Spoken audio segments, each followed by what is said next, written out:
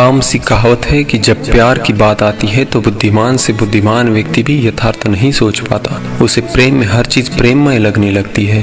कभी वो बड़ी से बड़ी बात को नजरअंदाज कर देता है तो कभी छोटी छोटी बातों पे अपना आपा खो बैठता है। लेकिन ये प्रेम उस समय भी समान लगने लगता है जब उसका साथी धोखेबाज होता है या उसका संबंध किसी और व्यक्ति से होता है। जीवन में अधिकतर लोग ऐसे होते हैं जिन्हें प्रेम में कभी न कभी असफलता मिली होती है। लेकिन आचार्य चाणक्य ने अपनी नीति में ऐसे 4 पुरुषों के बारे में बताया है जो कभी प्रेम में असफल नहीं हो सकते। आइए जानते हैं उनके बारे में। पहला है स्त्री को सम्मान देने वाला। जो पुरुष अपनी माता, बहन और यहाँ तक कि सभी स्त्रियों को सम्मान की दृष्टि से देखता है, उसकी प्रेमिका हमेशा उसका सम्मान करती है। प्रेमी के ऐसे स्वभाव को देखकर उसके मन में हमेशा ये बात आती है कि जब उसका प्रेमी दूसरी स्त्रियों को इतना सम्मान करता है तो वो उसके लिए भी ऐसा ही भाव रखता होगा। दूसरा है अपनी प्रेमिका के अलावा स्पर्श नहीं करता। प्रेम में पुरुषों का ये गुण बहुत महत्व रखता है। जो पुरुष अपनी प्रेमिका के अलावा किसी और स्त्री से आकर्षित होकर या वासना से नहीं देखता, उसकी प्रेमिका उसको मन से प्रेम करती है। उसके प्रेम में दिखावा नहीं होता।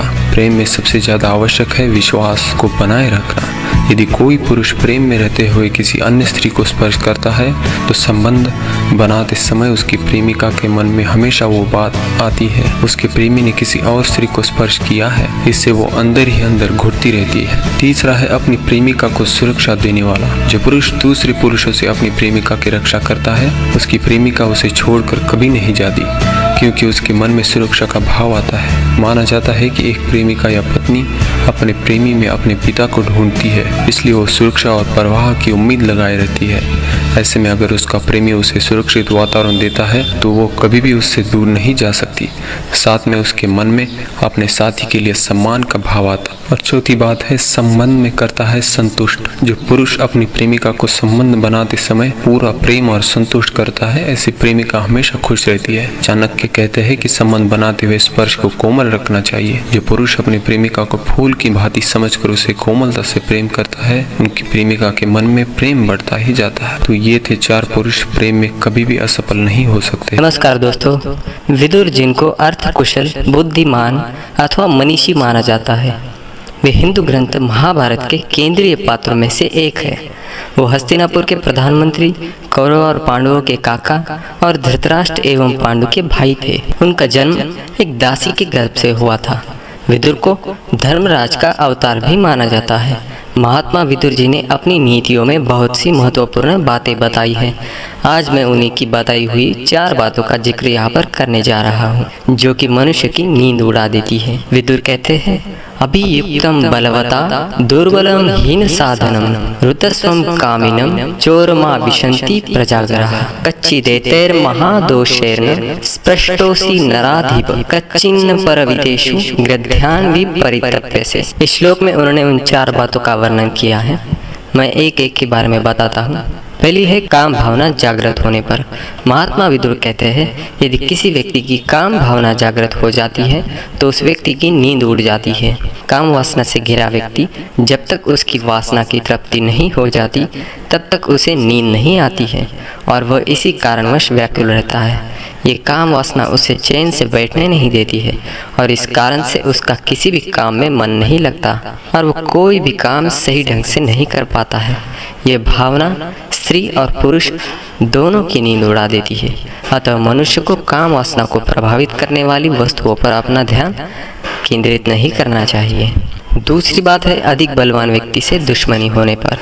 विदुर जी कहते हैं, जो भी मनुष्य अपने से ज़्यादा बलवान और शक्तिशाली व्यक्ति से दुश्मनी कर लेता है तो उसकी नींद उड़ जाती है और वह चिंता से घिरा हुआ बेचैन हो जाता है। वह हमेशा ही अपने शत्रु से बचने के उपाय के बारे में सोचता है और उसे डर लगा रहता है कि उसके शत्रु की वजह से उसके साथ कोई अनहोनी न हो जाए। अतः अपने से बलवान व्यक्ति से दुश्मनी करने से पहले एक बार सोचना अवश्य चाहिए, नहीं तो आप बड़ी से बड़ी मुसीबत में फंस सकते हैं। तीसरी बात है जिसका सब कुछ छीन लिया जाए। यदि किसी व्यक्ति का सब कुछ छीन लिया जाए तब उस आदमी की नींद उड़ जाती है और वह क्षण भर के लिए भी सो नहीं पाता है। वो हमेशा ही जो भी उससे छीन लिया गया है उसे वापस लाने के लिए योजनाएं बनाता है। जब तक वह सब कुछ पुनः वापस नहीं पा लेता तब तक वह बेचैन रहता है और उसकी नींद उड़ जाती है। और चौथी बात है, किसी को चोरी की आदत पड़ जाए।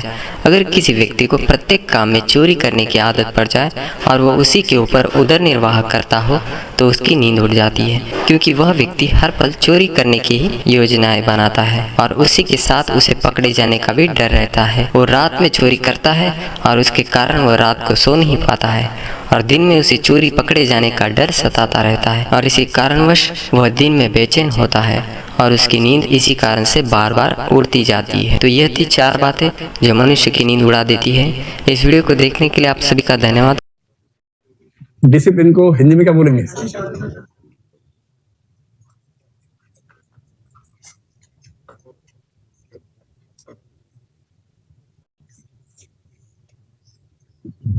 डिसिप्लिन यानी कि अनुशासन। छोटा सा है, एक दो बातें इसके बारे में पता रहेंगी तो बात खत्म हो जाएगी। सबसे पहली बात, ये क्या होता है?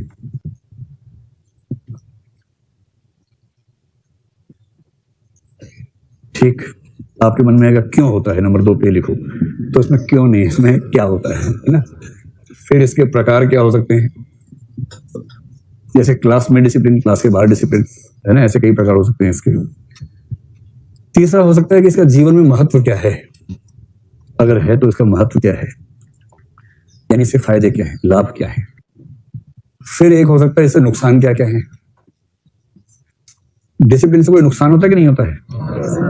होता है ना। क्या नुकसान होता है?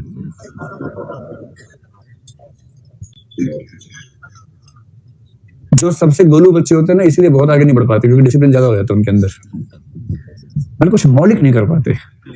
Out of the box thinking जो होती है ना, जो स्कूल की दीवार टाप के कूदा ही नहीं कभी, वो आउट ऑफ द बॉक्स क्या सोचेगा?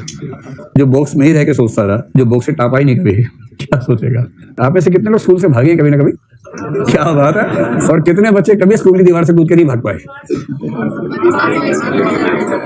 ऐसे लोग हाथ खड़ा कर लें जिन्होंने कॉलेज के जीवन में जितनी क्लास आपने की उससे ज्यादा नंबर में बंक की। ऐसे लोग हाथ खड़ा करें। बस आप ही लोगों से देश को उम्मीद है, बस आप ही लोग देश को आगे बढ़ाएंगे। Very good, very good. चलिए इसमें चलिए। अनुशासन एक वर्च्यू है, वह सद्गुण। तो अनुशासन एक वर्च्यू है, और वर्च्यू बेसिकली क्या होता है? मूल्य होता है। जो मूल्य आत्मसात हो जाए वो वर्च्यू हो जाता है। तो अनुशासन वह सद्गुण है जिससे क्या होता है, जिसके तहत जो हमें एक विशेष तरीके से व्यवहार करना सिखाता है। कैसे? वह सद्गुण जो व्यवहार करना सिखाता है। कैसा व्यवहार करना सिखाता है? वह व्यवहार जो नियमों, रूल्स हैं, रेगुलेशंस हैं, एक्सपेक्टेशंस हैं, और जो भी कानून है, जो नियमों, कानूनों, और क्या शब्द हो सकता है, प्रोसीजर को क्या बोलेंगे, प्रक्रिया, जो नियमों, कानूनों और प्रक्रियाओं से सुसंगत हो।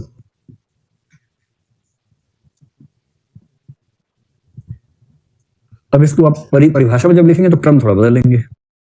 वह सद्गुण जो नियमों, कानूनों, प्रक्रियाओं से सुसंगत व्यवहार करना सिखाता है, वह सद्गुण अनुशासन कहलाता है। बस सो सिंपल। डिसिप्लिन इतना ही है कि कुछ नियम हैं जिनको आप फॉलो करते हैं रिगरसली, कुछ कानून है आप उनको ठीक से फॉलो करते हैं, कुछ प्रोसीजर्स हैं उनको ठीक से फॉलो करते हैं, तो आप अनुशासन में हैं।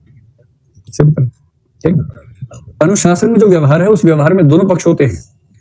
व्यवहार का मतलब है कुछ करना और कुछ न करना, दोनों चीजें।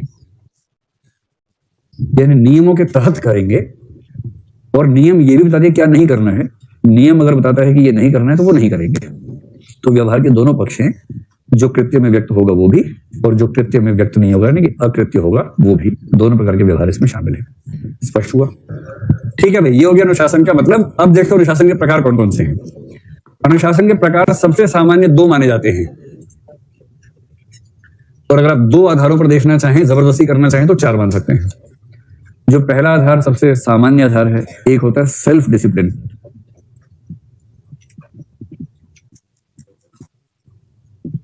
सेल्फ डिसिप्लिन, इसे क्या बोलेंगे? स्व अनुशासन, स्व अनुशासन या आत्म अनुशासन। आत्मा अनुशासन भी चलता है, प्रसिद्ध शब्द है। और दूसरा होता है इम्पोज्ड डिसिप्लिन। आप कहने के लिए कह सकते हैं पर अनुशासन। तो पहली बात, प्रकारों में पहला प्रकार है सेल्फ डिसिप्लिन और इम्पोज डिसिप्लिन। स्व यानी आत्मानुशासन और आरोपित, बड़ा अच्छा शब्द भाई, वेरी गुड। आरोपित अनुशासन, क्या बात है, जबरदस्त। आरोपित अनुशासन, और ये हो गया आत्म अनुशासन। ठीक है, तो ये बताइए कि व्यक्ति के जीवन की शुरुआत में इनमें से कौन सा होता है? तो प्रायः बचपन में सिखाया जाता है, तो वो होता है आरोपित अनुशासन। और ये सिखाने के दो ही तरीके, स्टिक एंड कैरेट। तो स्टिक एंड कैरेट, तो मतलब थोड़े टॉफी दे दी बच्चों को, जिसने अच्छा किया ताली बजवा दी, जिसने खराब किया उसको लगा दी, दो चार झापड़ा मुक्के मार दिए। तो इससे बच्चे मुर्गे बनते बनते इंसान बन जाते हैं। इस भाव से ये सब किया जाता है। ठीक है, एक उम्र के बाद देखिए, बहुत छोटे बच्चे में सेल्फ डिसिप्लिन अगर है तो बहुत चिंता की बात है। और मैं इसलिए बार बार गोलू बच्चों को बहुत विरोध करता हूँ। गोलू वो है जो बचपन से ही अनुशासित हो जाता है, आप अनुशासित हो जाता है। सेल्फ डिसिप्लिन कैसे आता है? इसे महात्मा गांधी और मार्क्स दोनों ने एक कंसेप्ट दिया है। इस कंसेप्ट का इस्तेमाल कहीं करना हो तो जीवन में कर लीजिएगा। इसको बोलते हैं एनलाइटेंड सेल्फ इंटरेस्ट। अब ये मत कहना बड़ा लिखो, इससे बड़ा नहीं हो सकता। Enlightened, ENLIGHTENED, enlightened, enlightened self interest. इसके लिए हिंदी में जो शब्द चलता है वो है प्रबुद्ध स्वहित। आपने एक शब्द सुना है, अराजकतावाद, अनार्किज्म। अनार्किज्म वो विचारधारा है जिसके लोग मानते हैं कि राज्य को होना ही नहीं चाहिए। राज्य, शासन तंत्र, व्यवस्था, ये सब बकवास चीजें हैं, ये सब नहीं होनी चाहिए। तो उनसे, जैसे महात्मा गांधी अनार्किस्ट हैं, कार्ल मार्क्स अनार्किस्ट है, दोनों अनार्किस्ट लोग हैं। मार्क्स हिंसा के माध्यम से राज्य को खत्म करना चाहता है, गांधी जी शांति से खत्म करना चाहते हैं, लेकिन दोनों मानते हैं कि राज्य को नहीं होना चाहिए। और राज्य क्यों ना हो, उसके तर्क दोनों के अलग अलग हैं। मार्क्स मानता है कि राज्य शोषक वर्ग के हाथ की कठपुतली है, वो शोषण बढ़ाता है। महात्मा गांधी मानते हैं कि राज्य व्यक्ति की जो आत्मिक स्वाधीनता है उसको बाधित करता है, इससे राज्य नहीं होना चाहिए। लेकिन दोनों में एक बात की सहमति है, क्योंकि हम सोचते हैं ना कि राज्य के बिना काम कैसे चलेगा, जब पुलिस नहीं होगी, सेना नहीं होगी, सरकार नहीं होगी, काम कैसे चलेगा, नियम कैसे काम करेंगे? इसका उत्तर दोनों के पास एक ही है। दोनों के पास मतलब सबके पास एक ही, जो भी एनार्किस्ट हैं, वो ये है। इसको वो एग्जाम्पल लेते हैं ह्यूमन बींग्स का, और वो एग्जाम्पल आप अपने जीवन से भी देख सकते हैं। आप में से कुछ बच्चे ऐसे जरूर होंगे जिनको बचपन में पढ़ाना उनके माँ बाप के लिए एक जटिल और श्रमसाध्य कार्य रहता होगा। छठी का दूध याद आ जाता होगा पेरेंट्स को बच्चों को पढ़ाने में, होमवर्क करवाने में। कितने बच्चे ऐसे हैं आप में से जिन्होंने पेरेंट्स को छठी का दूध याद दिलाया है? हाँ हाँ, बहुत बढ़िया। पढ़ाने के लिए बिठाया तो मुंह लटका के बैठ गए, किताब सामने रखी है, ऐसे ऐसे कर रहे हैं, लो पढ़ा लो। पेरेंट्स तो आपको और किताब को प्रकाश की उपस्थिति में आमने सामने ला सकते हैं मैक्सिमम, इससे ज्यादा क्या कर लेंगे? दिमाग के अंदर जाएगा नहीं तो आप डिसाइड करेंगे, आप कहेंगे ले दिमाग के अंदर भेज के दिखाओ, बिठा लो सामने, किताब के सामने, दम है तो कोई बात अंदर चली जाए मेरे। अब इससे तुलना कीजिए आज की। तो जो बच्चे बचपन में पढ़ने को लेकर एकदम तैयार नहीं होते थे, पेरेंट्स की पिटाई और तोड़ाई आदि के बाद ही काम करते थे, अब वो लोग जब पढ़ते हैं तो उनको किसी बाहरी नियंत्रण की जरूरत नहीं है, अपने आप पढ़ते हैं, 12-12 घंटे पढ़ते हैं। जिस दिन न पढ़ पाए तनाव में आ जाते हैं, कोई दोस्त डिस्टर्ब करे परेशान हो जाते हैं, और वो चाहते हैं कि उनकी पढ़ाई के बीच में कोई ना आए। इसका मतलब सिर्फ इतना हुआ कि पहले उनको अपने हित की सही पहचान नहीं थी। पेरेंट्स ये तो कह रहे थे कि बेटा पढ़ लो, पढ़ाई काम आएगी, लेकिन तब बच्चा नहीं समझता, उसको लगता है अजीब टाइप के लोग हैं, सारा मजा आ रहा है खेलने में, कह रहे पढ़ाई काम आएगी, तो बच्चा नहीं समझ पाता इस बात को। लेकिन अब आपको रियलाइज हो गया कि दरअसल पढ़ाई काम आएगी ठीक से। और जैसे ही प्रबुद्ध होकर आपने अपने हित को पहचान लिया, बाहरी अनुशासन की, आरोपित अनुशासन की जरूरत खत्म हो गई, आप आत्म अनुशासन की स्थिति में आ गए। अब पेरेंट्स उल्टा बोलते होंगे कि बेटा इतना मत पढ़ो, आंख के नीचे झाई पड़ जाएगी बेटा, शादी नहीं होगी बेटा, कम पढ़ो बेटा, लाइट ठीक रखो बेटा, 8 घंटे काफी है बेटा, इतना मत पढ़ो, पढ़ पढ़ के दुबली हो गई हो बेटा। अब पेरेंट्स ये बोलते होंगे, क्योंकि पहले चिंता थी कि पढ़ नहीं रही है, अब चिंता है कि छोड़ नहीं रही किताब को, क्योंकि अब आप प्रबुद्ध स्वहित के बिंदु पर आ गए। बात समझ में आ गई? जब व्यक्ति में प्रबुद्ध स्वहित की पहचान आ जाती है, और जैसे ये शब्द लिखो, जिक्र कर देना कि महात्मा गांधी ने कहा है कि जब व्यक्ति को प्रबुद्ध स्वहित की पहचान हो जाती है तो उसके अंदर आत्म अनुशासन अपने आप विकसित हो जाता है, सेल्फ डिसिप्लिन।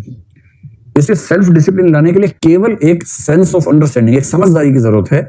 व्यक्ति को समझ में आ जाए कि ये काम मेरे पेरेंट्स के हित में नहीं है, मेरे हित में है, ये मेरे टीचर के हित में नहीं है, ये मेरे हित में है। और जैसे ही ये समझ में आता है कि मेरे हित में है, आमतौर पर व्यक्ति अनुशासित हो जाता है। इसी को कहते हैं मैच्योरिटी। मैच्योरिटी के 50 लक्षणों में से एक ये भी है कि ये समझ में आ जाए कि जिस बात पर पेरेंट्स बल दे रहे थे उसका फायदा उनको नहीं मिलेगा, मुझे मिलेगा। ये रियलाइज होता है, अनुशासन आता है। दूसरे स्तर पे कहना हो तो आप कह सकते हैं, एक होता है डिसिप्लिन पर्सनल लाइफ में, एक होता है प्रोफेशनल लाइफ में। तो डिसिप्लिन इन पर्सनल लाइफ, निजी जीवन में अनुशासन, और डिसिप्लिन इन प्रोफेशनल लाइफ, व्यावसायिक जीवन में अनुशासन। पर्सनल लाइफ के अनुशासन का मतलब क्या हुआ? जैसे सुबह कितने बजे उठना है, आप लोगों का उठने का समय फिक्स रहता है या रोज रैंडम चलता है? फिक्स रहता है ना, कि एक टाइम फिक्स है, सुबह 5 बजे या सुबह 6 बजे, जो भी है, बेशक सुबह 11 बजे, लेकिन फिक्स है। अगर फिक्स रहता है तो डिसिप्लिन होगा। ऐसे ही भोजन को लेकर नियम, कि भोजन का समय, भोजन की मात्रा, भोजन की गुणवत्ता, कि सात्विक भोजन करना, सात्विक करना, मुर्गा और ये सब नहीं खाना है, सात्विक भोजन करना है, चटपटा नहीं खाना है, चाट पकौड़े नहीं खानी, मिर्च नहीं खानी है। सबसे मुश्किल है पढ़ाई संबंधी नियम, पढ़ाई का टाइम टेबल।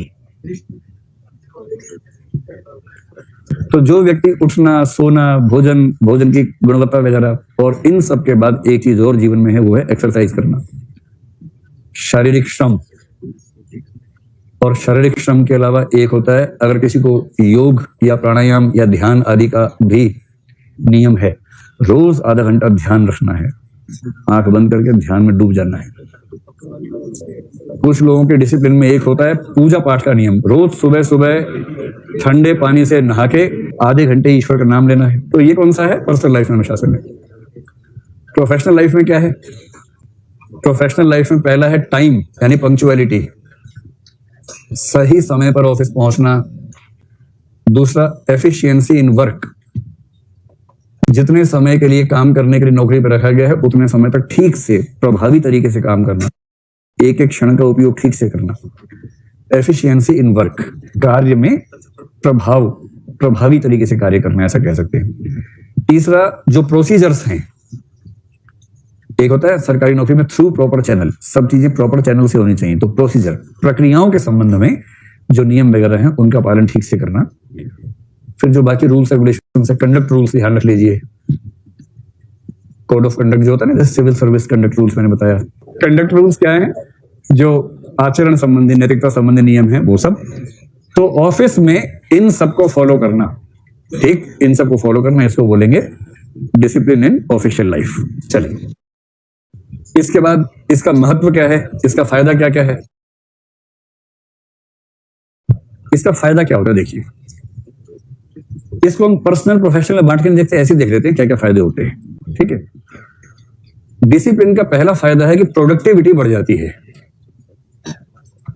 जल्दी से बताओ, हिंदी में क्या बोलेंगे इसको? उत्पादकता, क्योंकि आप नियमबद्ध तरीके से काम करते हैं, इसलिए आपकी एफिशिएंसी, प्रोडक्टिविटी, समय आपको ठीक से मिलता है, फिर प्रभावी तरीके से काम हो पाता है। तो कुल मिला के उत्पादकता, चाहे पर्सनल लाइफ हो चाहे प्रोफेशनल लाइफ हो, दोनों में बढ़ जाती है। पर्सनल लाइफ में इसका एक बेनिफिट होता है हेल्थ के स्तर पर, जिसका रूटीन फिक्स है। रूटीन की वजह से आमतौर पर ऐसा मानते हैं कि हेल्थ ठीक रहती है, क्योंकि आपको पता ही है कि एक बायोलॉजिकल क्लॉक काम करती है। अगर वो बायोलॉजिकल क्लॉक आपकी वेल एडजस्टेड है तो आप हमेशा सहज रहेंगे, स्वस्थ रहेंगे। तो ये बेनिफिट है। ऑफिस की लाइफ में इसका एक फायदा हो सकता है कि जो वर्क कल्चर है ऑफिस की, ऑर्गेनाइजेशनल कल्चर है, वो कल्चर अपने आप में प्रमोट होती है।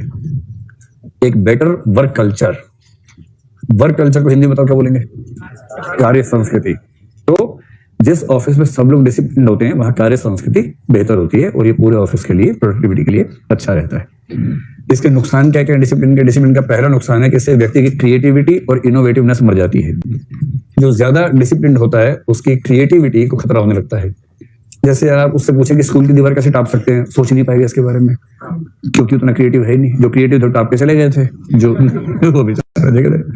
तो क्रिएटिविटी और इनोवेटिवनेस, इसको यूं समझें, आपको जाना इंटेलिजेंस में क्या कहा था कि हमारे जो न्यूरॉन्स के पास हैं फिक्स हो जाते हैं। जो डिसिप्लिन में रहेगा वो आमतौर पे एक जैसा काम दोहराएगा, जो हमेशा एक ही तरह से काम करेगा उसके न्यूरॉन्स के पाथ फिक्स हो जाएंगे। और न्यूरॉन्स का पाथ फिक्स होने का मतलब है कि किसी नए रूट से न्यूरॉन्स ट्रेवल करे, संभावना कम होगी। इसलिए फ्लूइड इंटेलिजेंस ऐसे लोगों में कम होगी, क्रिस्टलाइज्ड ज्यादा होगी, और इसका मतलब नवाचार की उम्मीद ऐसे व्यक्तियों से करना मुश्किल हो जाएगा। और दूसरा, जो उसूल का बहुत ही पक्का होता है ना, ऐसे व्यक्तियों में फ्लेक्सिबिलिटी खत्म हो जाती है, रिजिडिटी बढ़ जाती है। असल में क्या होता है कि जब अनुशासन सिर पर चढ़ने लगता है, हावी हो जाता है, तब क्या होता है, तब व्यक्ति में फ्लेक्सिबिलिटी खत्म हो जाती है। फ्लेक्सिबिलिटी को हिंदी में क्या बोलेंगे? लचीलापन, लोचशीलता खत्म हो जाती है, व्यक्ति रिजिड हो जाता है ना। और जो व्यक्ति रिजिड है उस व्यक्ति के साथ क्या दिक्कत है कि वो खुद अपना दुश्मन हो जाता है।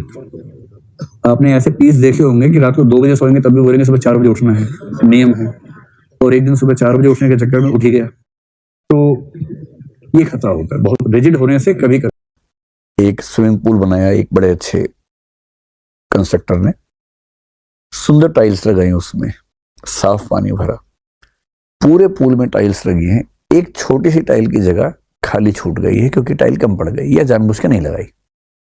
अब फिर कई लोगों को बुलाया कि अब देखिए इस पूल को। अब वो आए, देखा क्या पूल है, और सब कह रहे हैं यार बस एक वो तुमने खाली छोड़ दिया। इंटरेस्टिंग बात है कि 999 टाइल्स मिलकर भी उनको उतना सुकून नहीं दे पा रही जितनी बेचैनी उस एक टाइल के न होने से हो रही है। क्योंकि ह्यूमन कॉन्शियसनेस की प्रॉब्लम है कि जो नहीं है उस पर दिमाग ज्यादा जाता है, जो है उस पर दिमाग कम जाता है। और ये एक्सपेरिमेंट यही साबित करने के लिए हुआ भी था। तो इस कॉन्शियसनेस के भरोसे रहेंगे और सोशल मीडिया के दौर में रहेंगे तो दिमाग फट जाएगा, स्वाभाविक सी बात है। इससे बचने का एक ही तरीका है, कॉन्शियसनेस को ट्रेन करना, इसके रिवर्स। कैसे? कि मेरे पास क्या नहीं है ये तो मुझे रात दिन लोग बता रहे हैं, आसपास के लोग भी बता रहे हैं। मुझे इन सब हमलों से बचने के लिए रोज अपने दिमाग को बताना है कि मेरे पास क्या है, और एक लिस्ट बनानी है। मैं अक्सर बोलता हूँ लिस्ट बनाओ, और लिस्ट बनानी है 0 से। जैसे मैं आपको अगर ये बताऊं कि आप बैठ पा रहे हैं, ये एक नेमत है, क्योंकि कुछ ऐसे बच्चे हैं जो बचपन से बैठ ही नहीं पाए, उनकी रीढ़ की हड्डी काम ही नहीं करती है। अगर मैं ये लिखना शुरू कर दूं कि मेरी रीढ़ की हड्डी काम करती है, मैं खड़ा हो पाता हूँ, बैठ पाता हूँ, ये अपने आप एक वरदान है। मैं चल पाता हूँ, ये एक वरदान है। मैं सांस ले पा रहा हूँ, वरदान है। मैं देख पा रहा हूँ, आप चश्मा नहीं लगाते, वरदान है। मेरे हिसाब से तो वरदान है, मैं चश्मा लगाता हूँ हमेशा, कितना बड़ा वरदान है। आपका दिमाग इतना काम करता है कि आप पढ़ा पाते हैं, इसका मतलब आपके जो न्यूरॉन्स दिमाग में हैं, करोड़ों अरबों न्यूरॉन्स हैं, उनके कनेक्शन इतने स्ट्रांग हैं कि आप इन सब चीजों के बीच में कोऑर्डिनेशन कर पा रहे हैं, कितना बड़ा वरदान है। जो नहीं कर पा रहे, जो मेंटल एजाइलम्स में हैं, उनको देखिए।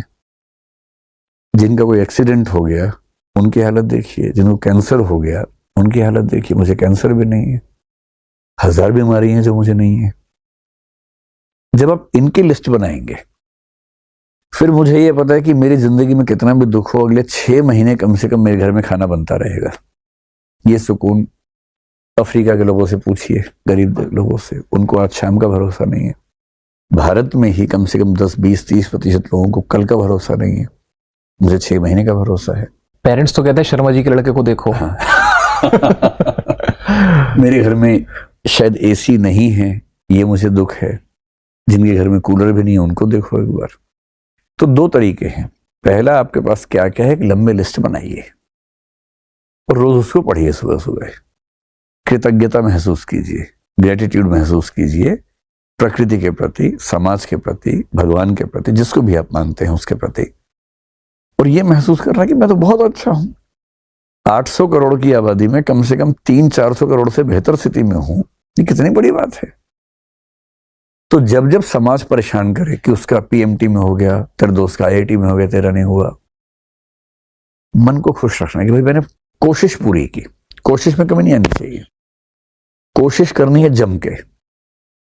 मैं तैयारी आसमान की और मन की तैयारी पाताल के लिए भी रहे कि भैया सबसे खराब कंडीशन आएगी तो भी हैंडल कर लेंगे। हाँ, कोशिश बेस्ट की करनी है। तो ये बात पेरेंट्स पे भी लागू होती है कि वो ये सोचे कि मेरे बच्चे का अगर कहीं नहीं हुआ तो कोई बात नहीं, वो सही सलामत है, मेरे पास है, ये सबसे बड़ी चीज है, कुछ ना कुछ कर ही लेगा। और क्या, मतलब मेरी राय में जितनी ट्रेनिंग बच्चों को देने की जरूरत है उससे ज्यादा पेरेंट्स को देने की जरूरत है। पेरेंट्स की सबसे बड़ी दिक्कत क्या है कि वो जो जीवन में खुद नहीं कर पाते वो सारा बच्चे पर थोप देते हैं, बिना ये समझे कि उसका स्वधर्म क्या है, उसकी अपनी नेचर क्या है, स्वभाव क्या है, उसकी रुचि किस में है, उसका एप्टीट्यूड या उसका इंटेलिजेंस का लेवल किस चीज के लिए बेहतर है। कुछ कुछ वैसा है कि आप मछली को जबरदस्ती पेड़ पे चढ़ाना सिखा रहे हैं और वो पानी उसको ही नहीं रहे कि पानी में तैर ले। पेरेंट्स की दिक्कत इसलिए है कि वो बाकी पेरेंट्स से घिरे हुए हैं। पेरेंट्स में जितना कंपटीशन है उतना बच्चों में आपस में नहीं है, पेरेंट्स में ज्यादा है। इसलिए एक अच्छे पेरेंट को सबसे पहले अपने अंदर ये क्षमता अर्जित करनी होगी कि मैं बाकी पेरेंट्स के दबाव में नहीं आऊंगा। मुझे एक इंग्लिश का चैप्टर याद आ रहा है, should wizard hit the mommy. उसमें यही बात कही गई थी, क्या बच्चे को क्या करना चाहिए उसका फैसला वो खुद करे या पेरेंट्स करें? पेरेंट्स एडवाइजर के रोल में हो, लेकिन अंतिम फैसले बच्चे अपने हिसाब से लें, ज्यादा ठीक है। या बच्चों की पूरी बातें सुनने समझने के बाद मित्र के रूप में पेरेंट्स उनको हेल्प करें, वहां तक ठीक है। पेरेंट होने का मतलब ये भी नहीं कि बच्चे को छोड़ दिया ऐसे ही, मतलब उसके फैसलों में पार्टिसिपेट तो करना ही करना है, लेकिन वो पार्टिसिपेशन इम्पोज करने के लेवल पर ना हो, फैसिलिटेट करने के लेवल पर हो, ये जरूरी है। और ऐसा हो तो, वरना क्या होता कि बच्चे सफर होने के बाद भी, जैसे आपने बच्चे को मार मार के बना दिया इंजीनियर, बन भी गया, नौकरी मिल गई, अंदर से खुश नहीं है। वो जिंदगी भर ना तो नौकरी से न्याय कर पाएगा, ना पेरेंट्स के साथ कभी भी उनका वैसा बच्चा बन के जी पाएगा जैसा उसको होना चाहिए, क्योंकि उसको हमेशा मन में लगेगा कि इन्हीं लोगों ने मेरी जिंदगी खराब की है। और एक अच्छे पेरेंट का पर्पस क्या होना चाहिए कि उनका बच्चा खुश रहे, बच्चे की खुशी। अगर बच्चे की खुशी से बड़ा कुछ भी है उनके मन में, तो फिर अच्छे पेरेंट होने का जो दावा है छोड़ देना चाहिए। और बच्चे एक उम्र के बाद कुछ ना कुछ कर लेते हैं। और आजकल तो जितने ऑक्यूपेशंस हैं, ऑक्यूपेशनल डाइवर्सिफिकेशन या व्यवसायों का वैविध्य जितना आज है, उतना दुनिया के इतिहास में कभी नहीं हुआ। हर बच्चे के लिए कोई ना कोई रास्ता है, बस वो चिंगारी जब उसके अंदर आएगी, थोड़ा सा आगे बढ़ेगा, कर लेगा। और आपके बहुत दबाव देने से अगर आपको लगता है कि आप बच्चे की जिंदगी अच्छी बना देंगे, तो मेरी राय में ऐसा होना मुश्किल है, तो इससे बचना चाहिए। कौन सा ऐसा ह्यूमन इमोशन है जो it's the most dangerous emotion जो लोग कंट्रोल नहीं कर पाते, जो हर इंसान के लिए सेम है, बड़े से बड़े छोटे से छोटे के लिए मैक्सिमम लोग उसे कंट्रोल नहीं कर पाते? Basic instinct. वो जो सेक्स का फर्वर है ना, हमारी बॉडी में दो चीजें हैं, एक मन, एक कॉन्शियस। मन भी दिखाई नहीं पड़ता और कॉन्शियस भी दिखाई नहीं पड़ती, लेकिन मन आंख बंद करने पे दिखाई पड़ता है। इसलिए दुनिया में जितनी भी पूजा पद्धतियां हैं, सब आंख बंद करके हैं। ये जो मन है, इसको भोजन है बेहोशी, शराब कोई मोटिवेशन नहीं चाहिए, सेक्स कोई मोटिवेशन नहीं चाहिए, मूवी कोई मोटिवेशन नहीं चाहिए, चाहिए ही नहीं, जब ले आओ तब तैयार है। लेकिन पढ़ाई के लिए मोटिवेशन चाहिए, योग के लिए मोटिवेशन चाहिए, काम करने के लिए चाहिए, ध्यान के लिए मोटिवेशन चाहिए। अब हर सेंस पावरफुल है, मन से जुड़ी है, जबान पावरफुल है, आंख पावरफुल है, नाक। सेक्स इज ए एक्टिविटी जिसमें सारी सेंसेस कंबाइंड हो जाती हैं, इसलिए वो इमोशन बहुत पावरफुल हो जाता है। एक सेंस को कंट्रोल करना मुश्किल है। डायबिटीज के जो पेशेंट हैं, कितने परेशान होते हैं बेचारे, क्रेविंग, कुछ तो रोने लगते हैं। मेरी मदर इन लॉ रोने लगती है कि भैया थोड़ा सा चावल खिला दो, मर जाएंगे भैया, इतनी क्रेविंग होती है। तो जब एक सेंस इतनी पावरफुल है, तो जिस क्रिया में सारी सेंसेस मिल जाती हैं, वो बहुत पावरफुल हो जाती है। तो अधिकतर लोग बर्बाद उसी के चक्कर में हो जाते बर्बाद नहीं होते, वो बड़ा ये वो उससे भी अच्छा पॉइंट है, बर्बाद नहीं होते। Anything which creates thoughtlessness in you is happiness. Clear mind, और कोई थॉट नहीं है, थॉट ही नहीं है। हाँ। जैसे दुबई फ्रेम गए हो या बिंदिया, अच्छा, उन्होंने क्या किया, 100 मंजिल का एक फ्रेम बनाया, हाँ, उस 100 मंजिल पर उन्होंने एक शीशे का प्लेट रखा है ऐसे। Now when you will move on 100th floor on a white glass, you will see down, तो मन तो तुरंत रुक जाएगा, तो मजा आएगा। यू गौर करो, जहां जहां तुम्हारे विचार रुकते हैं, वहां वहां आपको मजा आता है। जैसे आप मूवी देख रहे हैं और आपके विचार गायब हो गए, तो आपको 3 घंटे बाद पता चलेगा कि अच्छा खत्म हो गई movie. This is happiness. Happiness is basically thoughtlessness. Nice. तो जहां जहां थॉटलेसनेस पैदा होती है, वहां वहां सुख पैदा होता है।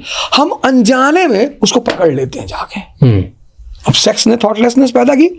अब 20 साल के बाद जिंदगी में चैलेंजेस शुरू होते हैं। Anyone who is without stress will never think about sex, will never think about liquor, nothing. जहां से स्ट्रेस शुरू होता है, 11th क्लास। अब पापा ने कहना शुरू किया कि देखो भैया, 4 साल बाद हमारा रिटायरमेंट है, 2 बहनों की शादी करनी है भैया, जल्दी से स्टेबल हो जाओ भैया, अब हम नहीं ढो पा रहे हैं। स्ट्रेस, पढ़ाई, पापा, परिवार, जिंदगी, उसी में बाहर दोस्तों ने कहा take one, relax, very important, और मार दिया उसने। निकोटीन ने ब्लड फ्लो को शांत कर दिया। तो अब जब भी वो परेशान होगा वो सिगरेट पिएगा। ये सारे नशे का खेल 11 से शुरू होता है, क्योंकि वहीं से चैलेंज शुरू होता है। तो हर वो चीज जो आपको खुशी देती है, आप उससे बंध जाते हो अनजाने में, क्योंकि वो आपको थॉटलेस कर रही है। झूले थॉटलेस ही तो करते हैं। और भाई स्पीड थ्रिल्स बट किल्स, क्योंकि स्पीड में जितनी स्पीड आप जाओगे थॉटलेसनेस होते चले जाओगे। तो सबसे पावरफुल इमोशन है सेक्स, क्योंकि वो तुरंत थॉटलेस करती है, तुरंत। बट बर्बाद करता है क्या, डिस्ट्रैक्ट करता हाँ, है? बर्बाद कैसे करता है? आपने उसे पकड़ लिया, आप उसको नहीं अनजाने में पकड़ रहे हो, आप सुख खोज रहे हो, आप शांत होना चाहते हो। कुछ लोग सुबह, एक आदमी ने एक शराब के दुकान मालिक को फोन किया, कहा भैया आपकी दुकान सुबह कब खुलेगी? बोले भैया 9 बजे खुलेगी। फिर फोन किया उसने 1 घंटे बाद, 11 बजे रात में, 12 बजे फोन किया, कहा कब खुले? कहा भैया 9 बजे खुलेगी। फिर उसने 1 बजे फोन किया, कहा भैया आपकी दुकान कब खुलेगी? उसने कहा भैया बोल दिए 9 बजे खुलेगी, तुम बार बार फोन क्यों कर रहे हो यार? उसने कहा भैया मैं गलती से आपकी दुकान में बंद हो गया हूँ। वो शराब की दुकान का मालिक भागते हुए उसने दुकान खोला। जैसे उस दुकान खोल के अंदर गया, पीछे से एक आदमी भागते हुए आया, कहा भैया खोल दी हो तो एक बोतल दे दी।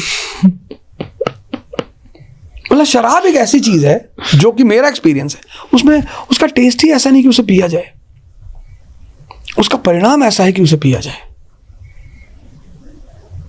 भाई आप खीर खाते हो क्योंकि टेस्ट है, आप बिरयानी खाते हो क्योंकि टेस्ट है, चाय में भी थोड़ा बहुत टेस्ट है, चाय भी टेस्टी बनती है। पर शराब, उसका परिणाम प्यारा है, वो थॉटलेस करती है, और जितना ज्यादा थॉटलेस करती जाएगी, इसलिए हर पैक के बाद या 4 पैक के बाद आदमी बोलेगा कि तेरा भाई तेरे लिए कुछ भी करेगा, और 8वें पैक के बाद बोलेगा मैं बराक ओबामा, और 12 पे तो खैर स्वर्ग में बैठा हुआ है, कुछ भी कर रहा है। तो ये चीजें क्या होती है, सुख के चक्कर में लोग उसे भागने लगते हैं उसके पीछे, वो पीछे भागना बर्बाद कर देता है। अब इस कंट्री की एक अलग खास बात है, इस कंट्री में जनरली 50 करोड़ लोग कायदे से रह सकते हैं, 1 बिलियन 50 करोड़।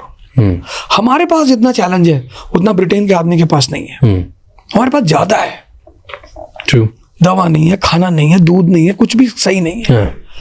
अब वहां जब चैलेंज ज्यादा है तो शक्ति भी तो ज्यादा चाहिए। तो अब अगर ये कंट्री ध्यान नहीं करेगी, योग नहीं करेगी, तो फिर वो मारी जाएगी, फिर वो बहुत बुरा हश्र होगा उसका। जो लोग सक्सेसफुल होते हैं, बड़े बन जाते हैं, वो लोग ऐसा क्या करते हैं कि वो कंट्रोल कर पाते हैं? कंट्रोल कोई नहीं करता, मैनेज। कंट्रोल कोई करता ही नहीं। पहला तरीका मेडिटेशन।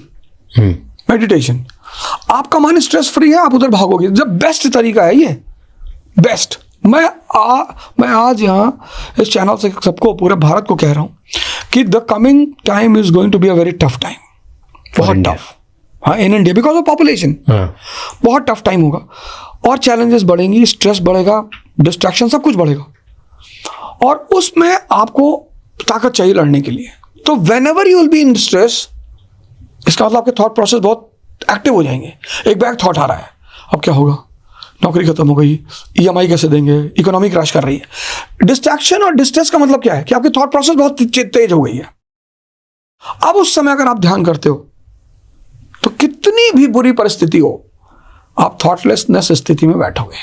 अगर आप चाहते हो कि आप खुश रहो, तो आपको दूसरों को खुशी बांटनी पड़ेगी। मुझे तो लगता है कपिल शर्मा वैसे ही मस्त रहता होगा दिन भर। जो बंदा दूसरों को हंसा रहा है, आज लोगों ने दूसरों को हंसाना छोड़ दिया है। अगर आप किसी को हंसा रहे हो तो उससे पहले तो आपको हंसना होगा, लोगों को मोटिवेट करो, कहानियां सुनाओ, हिम्मत दो लोगों को। तो जो बांटोगे वो तुम्हारे पास भी तो बढ़ेगा। आप किसी को मोटिवेशन की 4 कहानियां सुना रहे हो, तो वो आप उसे सुना रहे हो, आप भी तो सुन रहे हो। और तीसरा बहुत प्यारा तरीका है, आप कोई कंस्ट्रक्टिव काम करो, गिटार बजाओ, कोई स्पोर्ट्स पकड़ लो, कुछ नहीं है बच्चों को पढ़ाओ। आप सोसाइटी में रहते हो, 10 बच्चों को पढ़ाओ। पर मेरा नजरिया आजकल ये भी है कि मैं बहुत शिकायतें मुझे जिंदगी से होती नहीं है। मुझे लगता है कि हर व्यक्ति की जिंदगी एक अलग पैकेज है, और उस पैकेज के हिसाब से जीवन मिल जाता है, तो मैं बहुत गिला रखता नहीं हूं जीवन से। साहिर की एक गजल है, मैं जिंदगी का साथ निभाता चला गया, हर फिक्र को धुआं में उड़ाता चला गया। उसमें एक बड़ी अच्छी पंक्ति है, मतलब एक तो ये है कि जो मिल गया उसी को मुकद्दर समझ लिया, जो ना मिला उसको भुलाता चला गया। एक तो ये है ही। अब जैसे फिल्म में इस उम्र में कर रहा हूं, किसी के मन में आ सकता है काश पहले मिल गया होता, मुझे सच में आज से के मन में नहीं आया। मुझे लगता है ठीक है, क्योंकि फिल्म मेकिंग नहीं कि तो मैं जो कर रहा हूं वो भी ठीक ही कर रहा हूं। अगर मैं प्रॉपर IAS में होता शायद वहां भी ठीक ही कर लेता, तो वो सब गिला है नहीं। और इस गजल का जो आखिरी शेर है जो मुझे सबसे नजदीक है, गीता में एक कंसेप्ट आता है स्थित प्रज्ञ का, जिसका मतलब है कि जीवन में सबसे बड़ी सफलता यह है कि जब आप गम और खुशी, सुख और दुख के बीच बैलेंस करने की स्थिति में आ जाए। आपको सुखों से बहुत उछलने का मन ना करे, दुखों से बहुत बेचैनी छटपटाहट ना हो। स्थित प्रज्ञ का जो कंसेप्ट है बड़ा गहरा कंसेप्ट है। उसको बहुत आसान भाषा में साहिर ने इस गजल के आखिरी शेर में कहा, गम और खुशी में फर्क ना महसूस हो जहां, मैं दिल को उस मुकाम पे लाता चला गया। तो मैं काफी हद तक, पूरा तो खैर कौन हो पाएगा, लेकिन मेरा स्वभाव शायद ऐसा हो गया कि मुझे बहुत अब फर्क पड़ता नहीं है। मैं फिल्म में हूं, अच्छा लगता है, मेरे घर के लोग मुझसे ज्यादा खुश हैं, उन सब के लिए बहुत बड़ी बात है, मुझे भी अच्छा लगता है। पर ऐसा नहीं है कि अगर मैं फिल्म में ना होता तो मुझे बहुत गीला हो जाता है। ठीक है, जो हो गया बढ़िया है, जो होगा बढ़िया होगा, इसी भाव में रहता हूं। सर, अब सोशल मीडिया का ज़माना है और ख़ास तौर से जो यंगस्टर्स हैं, टीनेजर्स हैं, उन सभी को सोशल मीडिया की चमक धमक बहुत अट्रैक्ट करती है। हर कोई यूट्यूबर बनना चाहता है, हर कोई एजुकेटर बनना चाहता है। तो आपको क्या लगता है कि बच्चों को इस उम्र में, जिस उम्र में उन्हें पढ़ाई करने की ज़रूरत है या अपने करियर को प्लान करने की ज़रूरत है, वहाँ वो यूट्यूबर बनने की कोशिश कर रहे होते हैं और कुछ लोग कामयाब भी हो जाते हैं उसमें, तो उस पर आपका क्या टेक है? मतलब सोशल मीडिया आने के बाद ये तो है ही कि बहुत सारे करियर ऑप्शंस खुले हैं, और यूट्यूबर बनना, टिकटॉकर बनना, ये ऑप्शंस पहली बार उन बच्चों के लिए भी खुल गए हैं जिनके लिए करियर पहले नहीं होता था। पहले सीधी सी बात थी कि 12वीं करो, ग्रेजुएशन करो, फिर करियर शुरू होगा, उसके बाद पैसा कमाएंगे। अब पहली बार ऐसा हुआ कि आप गेमर बन के पैसा कमा सकते हैं शायद 10 साल की उम्र में ही। 5 साल का बच्चा यूट्यूबर बन के कुछ ऐसी हरकतें कर सकता है कि उसके अकाउंट में पैसा आना शुरू हो जाए, उसके पेरेंट्स के थ्रू ही बेशक। देखिए, जब जब नई तकनीक आती है दुनिया को एडजस्ट होना पड़ता है। एक सोशियोलॉजी नाम का विषय है, आप शायद जानते होंगे, उसमें एक थिंकर बड़े अच्छे हैं, अमेरिकन थिंकर थे 20वीं सेंचुरी में ही, टॉलकट पार्सन्स नाम था। उन्होंने एक बड़ी अच्छी बात कही। उन्होंने कहा कि सोसाइटी एक इक्विलिब्रियम है जिसमें बहुत सारी चीजें इक्वल पॉइंट पे आके टिकी रहती हैं। इनमें से कोई एक चीज आगे बढ़ जाती है, जैसे टेक्नोलॉजी आगे बढ़ गई। अब टेक्नोलॉजी आगे बढ़ती, समाज थोड़ा सा लड़खड़ाएगा, लेकिन कुछ समय के बाद जो बाकी पैर हैं समाज के, वो उसके हिसाब से आगे बढ़ के एडजस्ट कर लेंगे। इस कंसेप्ट को बोलते हैं मूविंग इक्विलिब्रियम, कि जो समस्थिति है वो बनी रहती है। कोई एक पैर आगे बढ़ता है या दाएं बाएं जाता है, थोड़ी देर के लगता है कि लड़खड़ा गया मामला, फिर बाकी पैर एडजस्ट हो जाते हैं। इस तरह से समाज आगे बढ़ता है। मेरी बड़ी स्पष्ट समझ है कि समाज में जब भी कोई ऐसा ट्रांजिशन आता है, कुछ समय लगता है, कुछ समय के बाद समाज अपने रास्ते निकाल लेता है। तकनीक भी उसमें हेल्प करती है। जैसे अभी की स्थिति है, बच्चे यूट्यूब पे बहुत टाइम दे रहे हैं, फेसबुक पे टाइम दे रहे हैं, या जो भी नए इस तरह के ऐप्स हैं। अब ये समाज के सामने एक चुनौती है। बच्चों का स्क्रीन टाइम बहुत ज्यादा है, अटेंशन का उनका स्पैन कम होता जा रहा है। ये सब एक चुनौती है। वो समाज से कट रहे हैं, एक वर्चुअल सोसाइटी में हमेशा एक्टिव हैं। वो 24 घंटे एक समाज में हैं, लेकिन रियल सोसाइटी से अलग है। उनका समाज है, फोन के अंदर समाज है उनका, वो समाज उन्हें प्रभावित भी करता है। वो एक फोटो खींच के डालते हैं, उस पर लाइक आता है, लाइक देख के खुश होते हैं, क्योंकि लाइक भी एक सामाजिक अंतरक्रिया ही तो हुई। पर वो 24 घंटे एक समाज से घिरे हुए हैं, जबकि 24 घंटे समाज से घिरा होना अच्छी बात नहीं है। कुछ मी टाइम भी होता है, कुछ फैमिली टाइम भी होता है। सोशल मीडिया ने व्यक्ति और समाज के बीच के अंतराल को समाप्त कर दिया है। अब 24 घंटे समाज के बीच में है। आप घर के अंदर भी हैं तो समाज लगातार आपको कमेंट से, लाइक से, डिसलाइक से आपको पोक कर रहा है, परेशान कर रहा है। जिसको रूसो ने कहा था society is too much with us, समाज हमारे साथ बहुत ज्यादा है, इतना नहीं होना चाहिए। वो तो उस जमाने में कहा 18th सेंचुरी में। आज रूसो होता तो मर ही गया होता देख के बेचारा। तो ये एक तनाव की स्थिति है। मैं भी अपने घर में देखता हूँ बच्चों को फोन पे बहुत समय बच्चे क्यों, हम भी गुजारते हैं, पेरेंट्स भी गुजारते हैं, सभी गुजार रहे हैं। धीरे धीरे क्या होगा, इसके रास्ते निकलेंगे। जब समाज में तनाव बढ़ेगा कुछ रास्ते निकलेंगे। जैसे मैं सोचता हूँ कि बच्चों के लिए कुछ ऐसे टैब्स आएंगे, बहुत जल्दी टैबलेट्स आएंगे। पेरेंटल कंट्रोल तो एक चीज है ही, पर पेरेंट्स अभी उतने जागरूक हैं, उनको पता नहीं कि कैसे यूज करना है, उसको तो नहीं कर पाते हैं। अब आज के समय में बच्चे के पास फोन ना हो तो वो प्रिमिटिव स्टेज में चला जाता है एकदम, क्योंकि बाकी बच्चे फोन से, यूट्यूब से, इंटरनेट से लेटेस्ट इन्फॉर्मेशन देख रहे हैं, चैट जीपीटी से इन्फॉर्मेशन निकाल रहे हैं। अगर आपने फोन छीन लिया तो बच्चा एकदम आदिम युग में चला गया। एक ये समस्या है। तो कुछ ऐसे टैबलेट्स मुझे लगता है बहुत जल्दी कुछ कंपनियां निकालने वाली हैं, सरकार कुछ ऐसा करेगी जिसमें एजुकेशनल टूल्स सारे होंगे, नॉन एजुकेशनल टूल्स पे कुछ कंपल्शंस होंगी, लिमिट्स होंगी कि आप 1 घंटे से ज्यादा एक दिन में इंस्टाग्राम प्लस फेसबुक प्लस जो भी 3-4 चैनल्स हैं, टिकटॉक वगैरह जो होते हैं, गुजार ही नहीं सकते। और आप जिस भी टैब पे जाएंगे आपका बायोमेट्रिक मार्कर है, आपकी आंख से वो पहचान रहे हैं।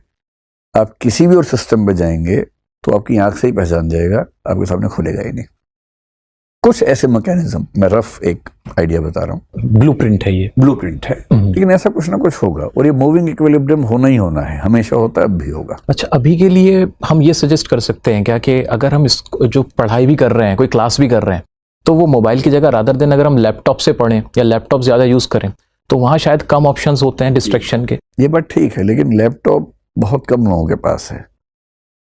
जैसे जैसे आप लोअर इकोनॉमिक सिचुएशंस की तरफ जाएंगे, फोन तो हर घर में फिर भी मिल जाएगा, सेकेंड हैंड ही सही 2-3 हज़ार का मिल जाता है आजकल स्मार्टफोन, अगर आप किसी ऐसी मार्केट से लें। इतना लगभग हर व्यक्ति अफोर्ड कर सकता है। कोई गांव का आदमी, छोटा किसान, मजदूर, रिक्शा चलाने वाला, उसकी इच्छा है कि उसके बच्चे पढ़ें और उसको पता लगे कि ऑनलाइन पढ़ सकते हैं। फोन खरीदते ही उसके सारे काम सॉल्व हो जाते हैं, लैपटॉप से नहीं होते हैं, और लैपटॉप उतना सस्ता मिलेगा भी नहीं। टैबलेट से भी उसके काम सारे सॉल्व नहीं हो रहे हैं। तो ऐसे बहुत सारे हाउस होल्ड्स हैं जहां अंत में फोन पे ही काम करना पड़ेगा। तो कुछ ऐसा मैकेनिज्म जो फोन को एक ऐसी डिवाइस में कन्वर्ट कर दे बच्चे के लिए कि उसका मिसयूज ना करे। सबसे बड़ी बात, बच्चों को सिखाना ही पड़ेगा। अंततः जो मोटिवेशन अंदर से आता है उसका कोई मुकाबला नहीं है। और जिस दिन किसी बच्चे को समझ में आ जाता है कि उसके हित में है कि मोबाइल का कम इस्तेमाल करे, और करे तो कैसे करे, तो वो समझदार बनता है। थोड़ा मुश्किल होता है उस उम्र के बच्चों को समझदार बनाना, लेकिन मैंने ये फील किया कि हर बच्चे के अंदर एक चिंगारी लगती है, उसकी उम्र थोड़ी कम ज़्यादा होती है। कोई 10 साल में सीरियस हो जाता है, कोई 15 में, कोई 18 में होता है, लेकिन एक उम्र में बच्चे सीरियस हो जाते हैं। बस बहुत दबाव बना के करेंगे तो कभी सीरियस नहीं होंगे। थोड़ा उनको मोटिवेट करके उन्हीं की भाषा में, उन्हीं के स्तर पे जाके समझाना ज़्यादा अच्छा तरीका है। सर, एक स्टूडेंट के तौर पे, एक टीनेजर के तौर पे जिसने ये सपना देखा है कि उसे यूपीएससी करना है, हाँ, तो जब वो ये बात अपने दोस्तों में कहता है, अपने रिलेटिव में कहता है, तो उस पर पहले से ही एक एक्स्ट्रा बर्डन और प्रेशर हो जाता है कि एक बड़ा एग्जाम है, बड़े एग्जाम की प्रिपरेशन का सपना देख रहे हो, पता नहीं होगा कि नहीं।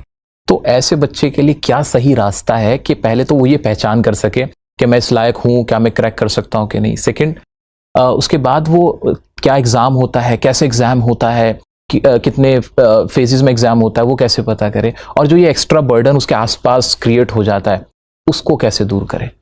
पहली बात तो है कि ढिंडोरा पीटने से बचना चाहिए, है ना। आप क्या करने वाले हैं उसकी सुगबुगाहट किसी को क्यों अंदाजा लगे, केवल आपके पेरेंट्स को अंदाजा हो।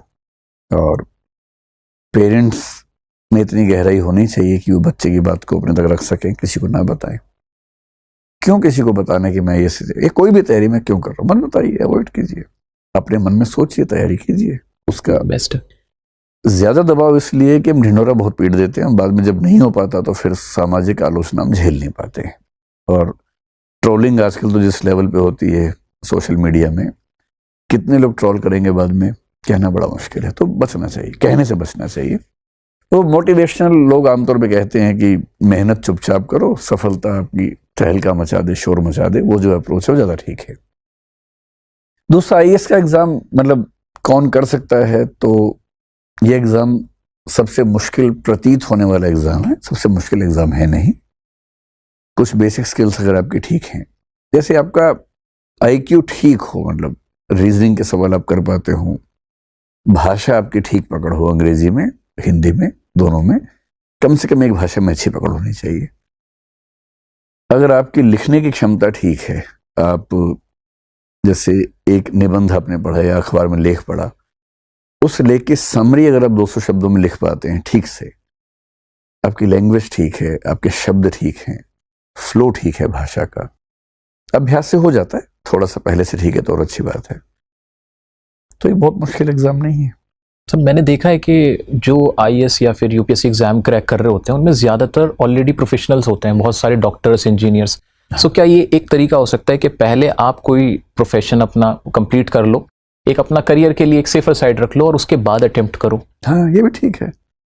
मेरे ख्याल से जब आप ग्रेजुएशन की तैयारी कर रहे होते हैं या ग्रेजुएशन में होते हैं, मान लीजिए कोई एमबीबीएस में है या बीटेक में है या बीबीए है, कोई भी ऐसा कोर्स है, कितना भी मुश्किल कोर्स हो, चाहे एमबीबीएस ही क्यों ना हो, मैं जिन बच्चों से बात करता हूँ जो एमबीबीएस कर चुके हैं, अक्सर मैंने देखा है कि वो दिन में 1 से 2 घंटे निकाल सकते हैं उसके साथ में। तो आप कोई डिग्री करते हुए साथ में 1-2 घंटे रोज भी अगर पढ़ते रहें उसके लिए, तो ग्रेजुएशन खत्म होते होते आप उस स्थिति में होते हैं कि 6 महीने और पढ़ के आप एग्जाम दे सकते हैं। और नहीं तो फिर ये कि ग्रेजुएशन करने के बाद 1 साल ठीक से लगाइए, 1-1.5 साल लगाइए, उसके बाद एग्जाम दीजिए। तो जैसे बाकी एग्जाम्स मुश्किल है वैसे ये भी मतलब ऐसा कोई अलग से मुश्किल नहीं है। आप केवल नंबर्स पे ना जाएं कि 12 लाख लोगों में से 200 का होता है, सब बेकार की बातें हैं। आपको बड़ा आश्चर्य होगा कि 12 लाख लोग फॉर्म भरते हैं आईएएस का, उनमें से 7 लाख लोग प्रीलिम्स एग्जाम देने जाते ही नहीं है। सीरियसली? जी, प्रीलिम्स का एग्जाम देने वालों की संख्या 5 लाख होती है, फॉर्म भरने वाले 12 लाख होते हैं। तो नंबर्स बढ़ जाते हैं। दुनिया 12 लाख बोल के परेशान रहती है, 5 ही लाख लोग होते हैं। उन 5 लाख में जो सीरियस प्रिपरेशन करते हैं, मेरे अनुमान से उनकी संख्या 1 लाख से ऊपर नहीं होती है। तो बेसिकली आपको 1 लाख में से 1000 में आना है। सिविल सर्वेंट बनने के लिए, प्रॉपर आईएएस बनने के लिए आपको 1 लाख में से 180 में आना होता है। तो ये इस लेवल का कंपटीशन तो भारत में हर जगह है।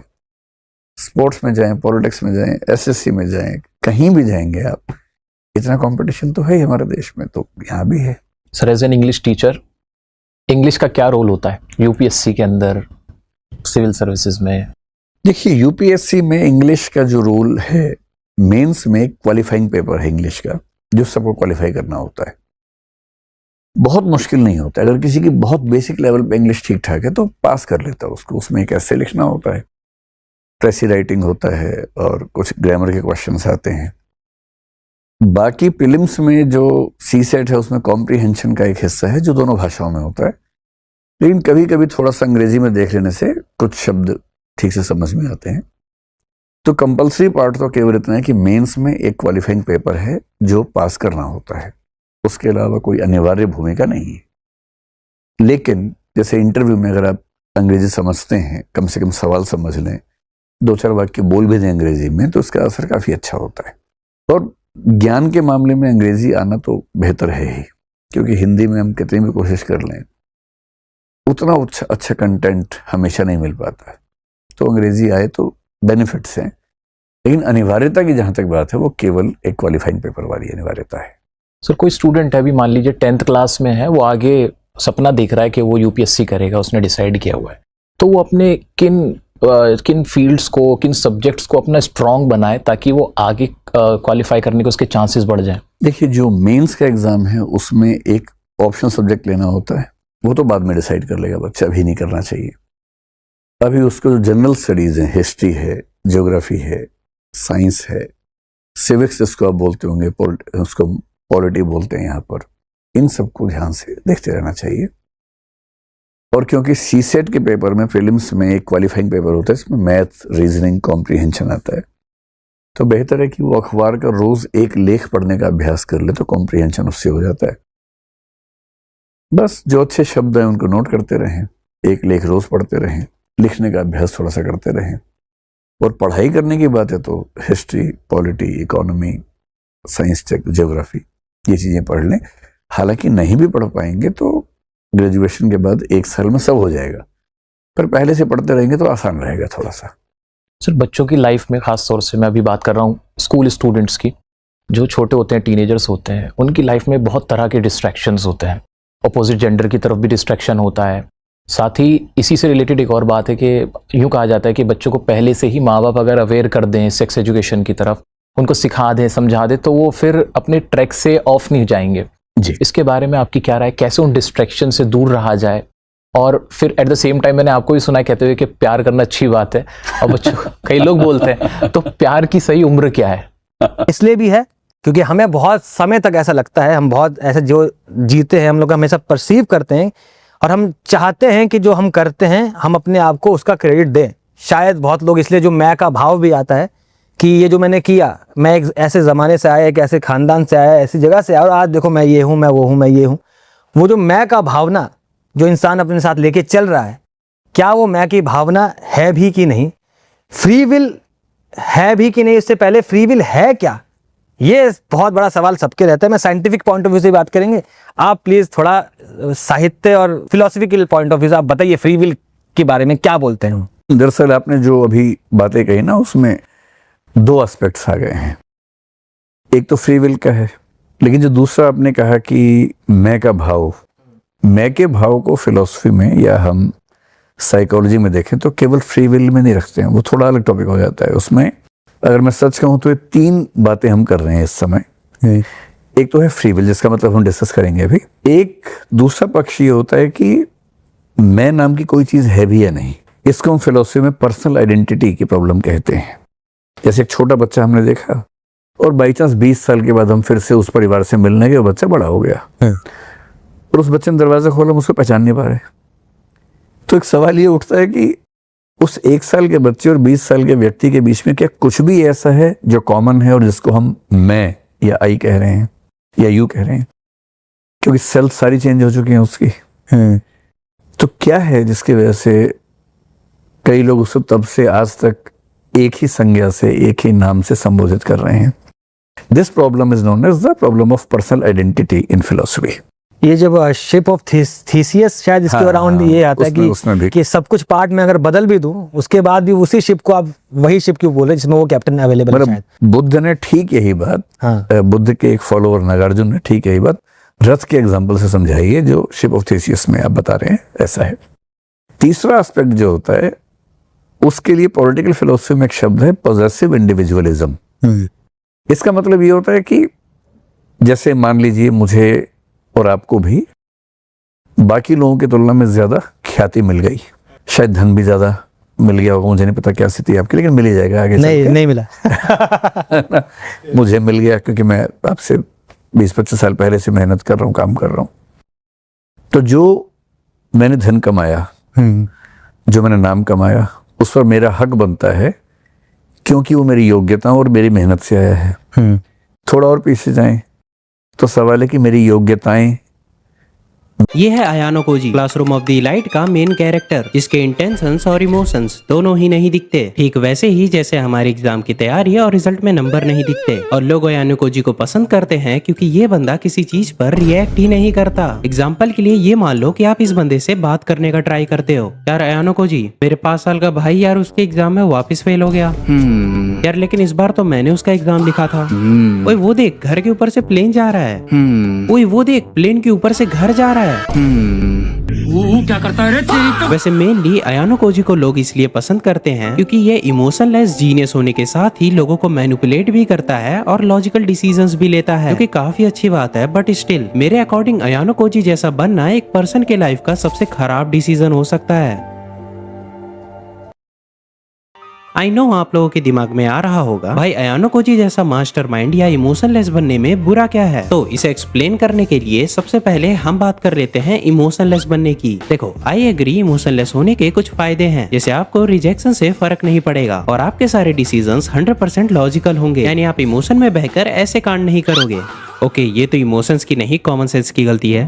तो हाँ, जैसा कि मैंने कहा इमोशनलेस होने के कुछ फायदे हैं। बट यही सबसे बड़ा ट्रैप है, क्योंकि अगर आप इमोशनलेस बन गए तो आपके निगेटिव इमोशंस के साथ ही पॉजिटिव इमोशंस जैसे हैप्पीनेस और एक्साइटमेंट भी आपको फील नहीं होंगे, और जो चीजें आप एंजॉय करते थे जैसे दोस्तों के साथ गेम खेलना, कहीं घूमना या फैमिली के साथ टाइम स्पेंड करना, वो सब कुछ आपको पॉइंटलेस और मीनिंगलेस लगने लगेगा, क्योंकि आपके लॉजिकल दिमाग के अकॉर्डिंग ये सब कुछ आपके लिए बस एक टाइम वेस्ट होगा। बिना इमोशंस के आपके अपनी फैमिली और दोस्तों के साथ कनेक्शंस या बॉन्ड टूटते जाएंगे और धीरे धीरे आप बिल्कुल अकेले पड़ जाओगे। और इसी से सिमिलर आजकल ऑनलाइन एक बहुत ही टॉक्सिक मिसअंडरस्टैंडिंग चल रही है कि सक्सेस के लिए सब कुछ सेक्रीफाइस करना पड़ता है, और इसका सबसे बड़ा एग्जांपल कॉम्पिटिटिव एग्जाम्स है, जैसे यूपीएससी, नीट या जेई। लोग अपने गोल को अचीव करने के लिए टेम्पररी प्लेजर नहीं, अपनी पूरी लाइफ ही सेक्रीफाइस कर देते हैं। जो सब कुछ भी उनके लिए मैटर करता था वो सब कुछ क्विट कर देते हैं। पर एक सेकंड के लिए सोचो, मान लो आपने सब कुछ छोड़ दिया, आपने अपनी सारी खुशियां मार दी और 3-4 अटेम्प्ट के बाद आपने एग्जाम निकाल भी लिया और अब आप टॉप पर खड़े हो, बट आप उस पॉइंट पर जो हैप्पीनेस फील करना चाहते थे वो आपको फील ही नहीं हो रही, क्योंकि शायद वही हैप्पीनेस आपके पहले या दूसरे अटेम्प्ट में ही खत्म हो गई थी। और अब आपके लिए सारे लोग तालियां बजा रहे हैं, सारे लोग काफी खुश हैं, पर आपके अंदर आपको कुछ फील ही नहीं हो रहा। आपको उन तालियों से कुछ फर्क ही नहीं पड़ रहा। आपको उस टॉप पर खड़े होकर सिर्फ 2 ही चीजें फील हो रही है, जो कि है खालीपन और अकेलापन। और काफी सारे लोग ये भूल जाते हैं कि वो लाइफ में जो कुछ भी अचीव करना चाहते हैं वो सिर्फ अपनी खुशी के लिए करते हैं। और खुशी से मैं इमोशन की बात कर रहा हूँ, ना कि किसी लड़की की।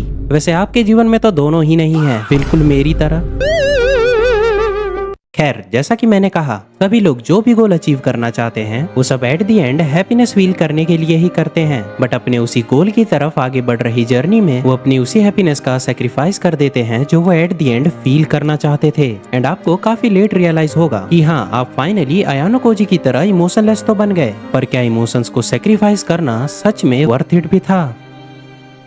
खैर, अब अगर बात करें परफेक्ट मास्टरमाइंड बनने की, तो हर किसी को अयानो कोजी जैसा जीनियस बनना है। ऐसा इंसान जो हर चीज में टॉप पर हो, पढ़ाई से लेकर फाइट तक। सुनने में कितना कूल लगता है, राइट? एंड स्टार्टिंग में शायद मजा भी आए, बट इन रियलिटी इसमें भी आपको at the end similar he outcome मिलेगा जो आपको इमोशनलेस होने पर मिल रहा था। कैसे? Let me explain. मान लो आप एक बार टॉप पर चले गए, जिसके चांसेस उतने ही हैं जितने साइतामा के सिर पे बाल, बट स्टिल आप मान लो जैसे तैसे टॉप पर चले गए। तो अब आपके लिए अपनी टॉप पोजीशन को मेंटेन करना आपकी लाइफ का काफी बड़ा स्ट्रेस बन जाएगा। पर चलो एक सेकंड के लिए मान लेते हैं आप अयानो कोजी की तरह इतने परफेक्ट बन गए हो कि आपको सेकंड आने का डर ही नहीं है, आप हर बार फर्स्ट पे ही आओगे। तो क्या आप सच में खुश रहोगे? हाँ, but at the same time नहीं भी, क्योंकि आपको तो स्टार्टिंग में काफी खुशी मिलेगी, इमोशन वाली, एंड आपको काफी कॉम्प्लीमेंट्स भी मिलेंगे, लोग आपको पसंद करेंगे, आप सब कुछ अचीव कर लोगे। बट कुछ टाइम बाद आप धीरे धीरे रियलाइज करोगे कि अब आपको फर्स्ट आने या लोगों के कॉम्प्लीमेंट से कुछ फर्क ही नहीं पड़ रहा, क्योंकि अब आपके लिए वो सब कुछ बहुत ही नॉर्मल हो गया है। आपके लिए जीतना एक बोरिंग रूटीन बन जाएगा, बिल्कुल हमारे करंट लाइफ से अपोजिट।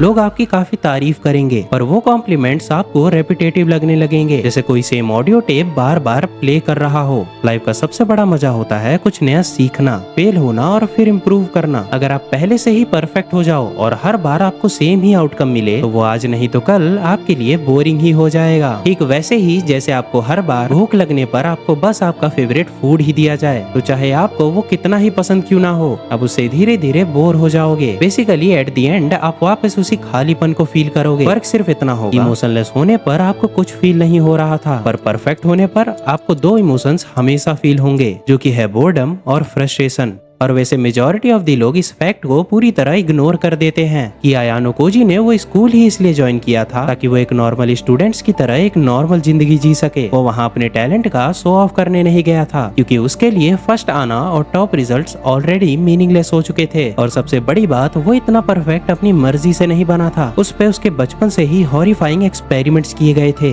वो एक मास्टरमाइंड नहीं, वो एक ऐसे डार्क एक्सपेरिमेंट का ट्रेजिक रिजल्ट है जिसने उसके अंदर से वो एक आखिरी चीज को ही खत्म कर दिया जो उसे इंसान बनाती थी। हाँ, मैं बात कर रहा हूँ इमोशंस की। लाइफ में इमोशंस के अप डाउन एक हार्ट बीट की तरह होते हैं। तुम इमोशंस को मारकर एक परफेक्ट स्टेबल लाइफ चाहते हो, पर याद रखना, जिस दिन हार्ट बीट की लाइन बिल्कुल सीधी और परफेक्ट हो जाती है, उसे परफेक्शन नहीं, मौत कहते हैं। और अगर तुम अभी भी अपने टीनेज में एक इमोशनलेस लाइफ जीने का सोच रहे हो, तो ये बात याद रखना, कुछ लोग जीना 20 साल पर ही छोड़ देते हैं, लेकिन उनकी सांसें उनकी 80s में बंद होती हैं। बहुत अच्छा या बहुत बुरा काम करने के लिए करेज ऑफ कन्विक्शन जरूरी चीज है। सोच के देखिए कि जब कोई व्यक्ति आतंकवादी बनता है तो कैसे बनता होगा? पर मैंने एक बार आपसे कहा था ना कि ये लोग कहते हैं कि आतंकवादी कायर होते हैं, ये होता है वो होता है। तो मैंने एक बार आपसे कहा था साइकिल को तेज चला के दीवार में मार के देख लेना एक बार। जब साइकिल तेज चला के दीवार में मारेंगे ना, अगली बार फिर कभी मन नहीं करेगा मारने का। और यदि जोर से लग गई साइकिल और उछल के गिरे दीवार पर, गुमटी निकली खोपड़ी में एक बार ना, उसके बाद फिर कहीं मन नहीं करेगा। और फिर सोचना उस व्यक्ति के बारे में जिसने बेल्ट बांधी है, अपने हाथ से दबा रहा है, ये जानते हुए कि बेल्ट का बटन दबाते ही उसके परखच्चे उड़ जाएंगे, उसके बाद भी दबा रहा है। साहसी तो है ही भाई। मैं इस अखबार वाले झूठ में हिस्सेदारी नहीं रखूंगा कि आतंकवादी डरपोक और कायर होते हैं। आतंकवादी बहुत साहसी होते हैं, बस उनका साहस गलत दिशा में होता है, डायरेक्शन गलत होती है। साहसी होते हैं, इसमें बात नहीं है। जिन्होंने संसद पे हमला किया 5 लोगों ने, काजू बादाम लेके गए थे और पिस्तौल बंदूक बम लेके गए थे।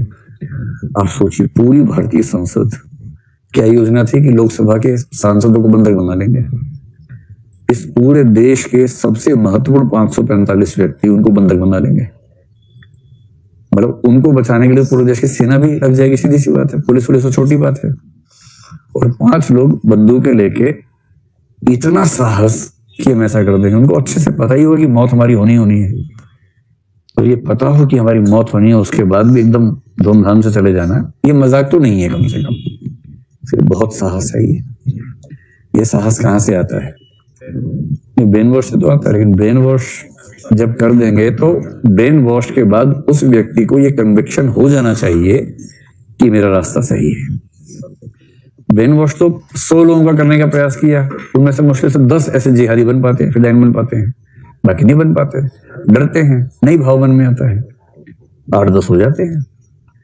तो कैसे होते हैं? उनको ये दृढ़ विश्वास हो जाता है कि एक सही उद्देश्य के लिए मुझे चुना गया है और इससे महान उद्देश्य दुनिया में कोई नहीं हो सकता, और मुझे चुना गया इस बड़े काम के लिए। चलिए, तो करेज ऑफ कन्विक्शन क्या है? ये भरोसा कि मैं ठीक हूं, इससे जो साहस आता है। और ये साहस बुरे व्यक्तियों में भी आ सकता है, क्योंकि आतंकवादी को पूरा भरोसा होता है कि वो ठीक है, उसे कोई संदेह नहीं होता, उसे जरा भी डाउट नहीं होता कि वो गलत है, इसलिए वो पूरे आत्मविश्वास से बात करता है। गोडसे को पूरा विश्वास था कि वो ठीक है। उसके तर्क पढ़ के देखिए, उसकी स्पीच पढ़ के देखिए, उसको जरा भी गिल्ट नहीं है, उसको जरा, मतलब ये है, वो कह रहा है कि मुझे इस बात का दुख है कि मुझे इनकी हत्या करनी पड़ी, मैं बेसिकली हत्या करने वाला व्यक्ति नहीं हूं, मेरी ऐसी चेतना नहीं है, पर मेरे लिए, मतलब उसके हिसाब से, पर मेरे लिए अपने देश को बचाने का कोई रास्ता था नहीं। वो इस लेवल बात कर रहा है। ये करेज ऑफ कन्विक्शन है। ये कन्विक्शन कि देश का हित वही है जो मैं सोचता हूं, और ये व्यक्ति देश के हित में बाधक है, इसको मारकर ही देश का हित होगा, इस कन्विक्शन से उसने महात्मा गांधी की हत्या कर दी।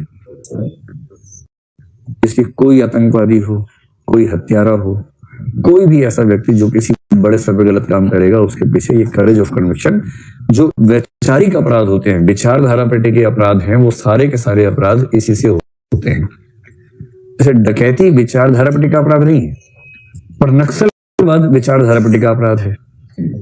तो जो भी अपराध विचारधारा पर टिके हुए अपराध हैं, वो सारे के सारे करेज ऑफ कन्विक्शन से ही पैदा होते हैं, जिनमें आतंकवाद, नक्सलवाद, जीनोसाइड, ये सब चीजें आती हैं। हिटलर को क्या अपनी समझ पे जरा भी डाउट था? नहीं था, जीनोसाइड कर दिया। अब CAA चल रहा है इस समय, आप किसी बुद्धिजीवी को पढ़ेंगे, सुनेंगे, जो लेफ्ट वाला होगा वो 50 कमियां बता देगा। इधर अमित शाह का इंटरव्यू आज तक भी हो रहा था, किसी पे हो रहा था, पता नहीं, कल यूट्यूब पे किसी ने भेजा मेरे पास, आज तक भी था, जिस पे भी था, तो 10 मिनट की क्लिप किसी ने भेजी मेरे पास, कल मैंने देखी। उनको भी करेज ऑफ कन्विक्शन तो नहीं है। पत्रकार पूछ रहे कि इसमें तो ये हो जाएगा, वो हो जाएगा, उनका जवाब, उनको इस बात से फर्क ही नहीं पड़ रहा कि लोग क्या समझते हैं, उनको कन्विक्शन है कि मैं ठीक कर रहा हूं। ये जो कन्विक्शन से करेज आता है, अच्छा भी होता है, बुरा भी होता है। अच्छा कैसे होता है? भगत सिंह कैसे बनेगा? अगर आपको बनना है क्रांतिकारी या किसी को बनाना है क्रांतिकारी देश के हित में, तो वो करेज ऑफ कन्विक्शन से ही बन सकता है, उससे बिना नहीं बन सकता। इसी प्रकार यदि किसी व्यक्ति को घोर ईमानदार बनना है, श्रीधरन जैसा या भूरे लाल जैसा, ऐसे कई लोग हैं, खेमका जैसा, उसके लिए जो करेज चाहिए ना, वो करेज वहीं से आएगा कि मैं एकदम ठीक हूं, दुनिया गलत है, मैं एकदम ठीक हूं। ये कन्विक्शन जो है, तो बहुत ईमानदार सिविल सेवक हजारों आलोचनाओं को, हजारों रिश्तेदारों की सलाहों को कि अरे यार सब कमा रहे हैं, तुम भी कमा लो, उन सबसे वही लड़ पाएगा जिसके अंदर करेज ऑफ कन्विक्शन बहुत ज्यादा होगा। और कोई भी सामाजिक कर्मी जो समाज के लिए कुछ भी बड़ा काम करना चाहता है, चाहे वो कैलाश सत्यार्थी हो, अन्ना हजारे हो, इन सब के लिए ठीक ठाक करेज ऑफ कन्विक्शन चाहिए। बात समझ में आ गई? अभी फिलहाल आपको आईएएस बनने के लिए सबसे पहले ये कन्विक्शन चाहिए कि आईएएस का उद्देश्य बहुत महान है और आप आईएएस बनकर वे कुछ महान कार्य कर सकते हैं जो अन्यथा नहीं कर पाएंगे। और ये कन्विक्शन जितना गहरा होगा, आपके सफल होने की संभावना उतनी ही बढ़ेगी। मैं आ रहा हूँ, उस पर आ रहा हूँ, मैं आपका दुख समझ पा रहा हूँ। What she is saying again and again is कि ऐसे लोग अगर हमारे साथ ही रह रहे हैं तो क्या किया जाए। साथ रहना और दूर रहने का मतलब क्या है? आज की डेट में साथ रहना और दूर रहना मतलब क्या? कोई आपसे हजारों किलोमीटर दूर है, आप उसके भी साथ रह सकते हो, और कोई आपके पास है, आप उससे भी दूर रह सकते हो अगर चाहो तो, बल्कि रह ही रहे हैं। आपके साथ में जो लोग रहते हैं, आप उनके ज्यादा पास हो, उनके साथ ज्यादा टाइम स्पेंड करते हो या अपने मोबाइल पे ज्यादा टाइम स्पेंड करते हो? आपके मोबाइल में जो भी कुछ है, वो जो भी दिख रहे हैं लोग, वो आपके पास है या आपसे दूर है? पास है या दूर है? फिजिकली दूर है, मेंटली पास है, और जो फिजिकली पास है वो मेंटली दूर है। तो पास और दूर एक्चुअल में क्या है? कुछ भी नहीं, वो सारे बैरियर्स खत्म हो चुके हैं। तो अगर आप किसी ऐसे पर्सन के पास रहना चाहते हो तो आप ऑनलाइन रह सकते हो, नहीं रह सकते? क्या आप मेरे पास हो या नहीं हो? एक्चुअल में हम दूर हैं, फिजिकली हम बहुत दूर हैं, और दूर ही रहे तो अच्छा है। मैं नहीं चाहता कि आप सब मेरे घर में आकर के बैठ जाओ।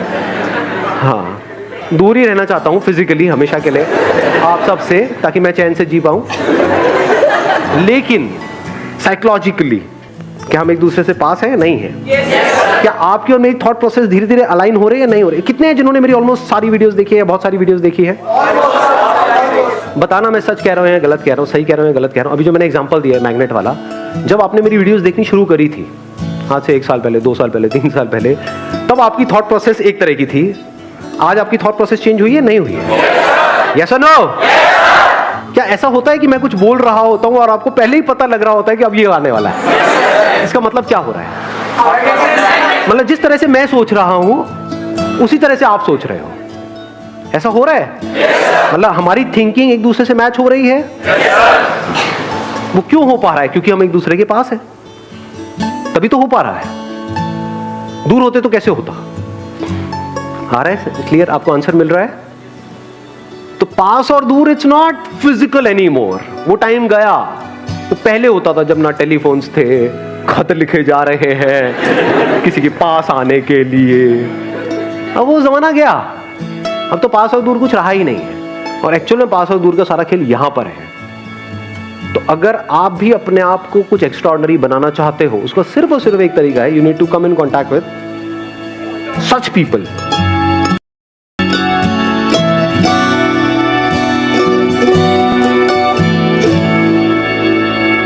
भैया आज की दुनिया इतनी मतलबी हो गई है, हर इंसान अपने मतलब के लिए जीता है, दूसरे को प्यार भी करता है अपने मतलब के लिए, दूसरे से बात भी करता है अपने मतलब के लिए। ऐसी दुनिया में भरोसे के लायक लोगों को कैसे पहचाने, जेन्युइन लोगों को, अच्छे लोगों को, जिनका मन साफ है, उनको कैसे पहचाने? पहचानना तो बहुत आसान है दोस्तों, पर हम पहचानना चाहते ही नहीं। हम सिर्फ वो देखते हैं जो हमें दिख रहा है या जो हम देखना चाहते हैं, अंदर की गहराई को कभी नापते ही नहीं। ठीक है, मैं देता हूं आपको ऐसे लोगों की पहचान। इन जनरल एक इंसान कैसा है? सच्चा है, उसूलों का पक्का है, उसका नेचर कैसा है? जो इंसान आपके कहने पर, चाहे आप कितना ही नजदीक हो, कितना ही इंपॉर्टेंट हो, अपने उसूल नहीं तोड़ता, गलत काम नहीं करता। हम सब किसी अपने से गलत काम करवा देते हैं कभी ना कभी, परसुएट कर देते हैं, मोटिवेट कर देते हैं, फोर्स कर देते हैं कि मेरा साथ निभा दो इस चीज में। और जो इंसान अपने उसूल बिल्कुल नहीं तोड़ता, वो उस समय तो बहुत बुरा लगता है, लेकिन ध्यान रखना वो इंसान उसूलों का पक्का है। वो अपने उसूल आपके लिए नहीं तोड़ रहा, किसी के लिए भी नहीं तोड़ेगा। वो भरोसे के काबिल है। जिसने आपके कहने पर किसी का भरोसा तोड़ दिया या कुछ गलत कर दिया, वो कल को किसी और के कहने पर आपका भी भरोसा तोड़ सकता है, क्योंकि उसका नेचर इतना स्ट्रांग नहीं है, इतना पक्का नहीं है। तो आंखें खोलो दोस्तों, कई बार कड़वाहट के पीछे ही अच्छाई छुपी होती है। आपके आसपास कुछ ऐसे लोग होंगे जिनको आप कभी भाव नहीं देते, हमेशा इग्नोर कर देते हो। कई बार वो हमारे माता पिता होते हैं, भाई या बहन होते हैं, बचपन के कोई दोस्त होते हैं, कोई भी इंसान होता है, उसको हमसे कोई मतलब नहीं, कुछ लेना नहीं, कुछ पाना नहीं, तो भी वो बार बार आके हमारे साथ खड़ा हो जाता है, हमें सलाह भी देता है, हमारी मदद भी करता है, बुरे वक्त में भी खड़ा रहता है, पर हमें उसकी कदर ही नहीं होती। हम उसे चेप कह देते हैं, इग्नोर कर देते हैं, भागते हैं ऐसे लोगों के पीछे जो हमसे 4 कदम आगे चल रहे होते हैं, हमारी तरफ मुड़ के देखते भी नहीं। और ऐसे लोग हर इंसान के जीवन में होते हैं, पर हमें उनके अपनेपन का, उनके प्रेम का, उनकी सच्चाई का एहसास तब होता है जब वो हमेशा हमेशा के लिए हमारे जीवन से चले जाते हैं। तो करो एहसास, ये है भरोसेमंद लोग, बार बार साबित कर रहे हैं अपने भरोसे को। जिसका आपसे कोई मतलब होगा वो तो 10 बार अच्छा बन जाएगा। भरोसेमंद वो है, सच्चा वो है जो बिना मतलब के आपके साथ खड़ा रहता है, जिसको आपसे कुछ लेना नहीं, कुछ देना नहीं। तो नजरें घुमाओ और देखो ऐसे लोगों को, पहचानो। कई बार कुछ ऐसे लोग होते हैं जो हमें टाइम नहीं देते, हमारे बुलाने पर पास नहीं आते, थोड़ा दूर रहते हैं, हमेशा बिजी ही होते हैं, बहाना कर देते हैं। हमें ऐसे लोग बिल्कुल पसंद नहीं होते। इनमें से कुछ लोग ऐसे होते हैं जो वैसे तो समय नहीं देते, दूर रहते हैं, बहाने कर देते हैं, लेकिन जब भी हमारा बहुत बुरा वक्त होता है, इमरजेंसी होती है, कंटिंजेंसी होती है, हम उन्हें अपने साथ खड़ा पाते हैं। 100 काम छोड़ के तब आ जाएंगे, वैसे टाइम नहीं देंगे, वैसे बहुत बिजी हैं। लेकिन जो इंसान बुरे वक्त में आके खड़ा हो जाता है, चाहे अच्छे वक्त में 100 बार खड़ा ना हो, वो इंसान सच्चा है, भरोसे के काबिल है, आपको प्रेम करता है। तो आउटराइटली ऐसे लोगों को बेकार मत समझो, बुरा मत समझो, ये तो मेरा दोस्त ही नहीं है, समय ही नहीं देता, ऐसा मत सोचो। अगर वो आपके बुरे समय में एकदम आ जाता है तो यही उसकी परख है, यही उसकी सच्चाई और अच्छाई है। किसी भी इंसान को 1 से 2 साल का समय दोगे, उससे दोस्ती है, कोई रिलेशनशिप है, फॉर्मल काम है, 1 से 2 साल की एक विंडो होती है। उस समय आप उससे बार बार इंटरैक्ट कर रहे हो, बार बार साथ में काम कर रहे हो, इंटरैक्शन हो रहा है। कम से कम 3 से 4 ऐसे मौके आएंगे जहां उनका भरोसा परखा जाएगा। बहुत बुरा वक्त है आपका, आपको छोड़ के भाग तो नहीं रहे, उनको कोई मौका मिल गया, आपसे बेनिफिट लेने का, बेनिफिट नहीं लिया, आपसे बेटर अपॉर्चुनिटी मिल गई, नहीं गए। तो 1 से 2 साल में 3 से 4 मौके जरूर आएंगे। यही टेस्ट है, यही परख है। जो इंसान इन टेस्ट में 100 में से 100 ले आया, यानी कि हर मौके पर आपने उसको सही पाया, आपको धोखा नहीं मिला, छोड़ के नहीं गया, वो इंसान भरोसे के काबिल है। लंबे समय में आप उस पर आसानी से भरोसा कर सकते हो। पर अक्सर क्या होता है, हम ये देखते हैं कौन इंसान कितना काम आ पा रहा है, कितना ज्यादा बेनिफिट दे रहा है, कितना ज्यादा प्रोडक्टिव है। ध्यान हमारा उन चीजों पर होता है, इमीडिएट रिजल्ट्स पर। तो ऐसे लोगों के भरोसे पर हम ध्यान ही नहीं देते और इसलिए कुछ लोगों से धोखा खा जाते हैं जो ऊपरी तौर पे बहुत अच्छे हैं, बहुत कमेरे हैं, बहुत काम करके दे रहे हैं, पर ऐसा धोखा देते हैं, अपने सारे काम का बदला निकाल लेते हैं। जो इंसान भरोसे के काबिल होगा, अपने वादों का पक्का होगा और सच्चा होगा ना, वो कभी भी आपसे वादे नहीं करेगा, अपने भरोसे को साबित नहीं करेगा, बार बार कस्में वादे नहीं खाएगा कि मैं भरोसे के काबिल हूं।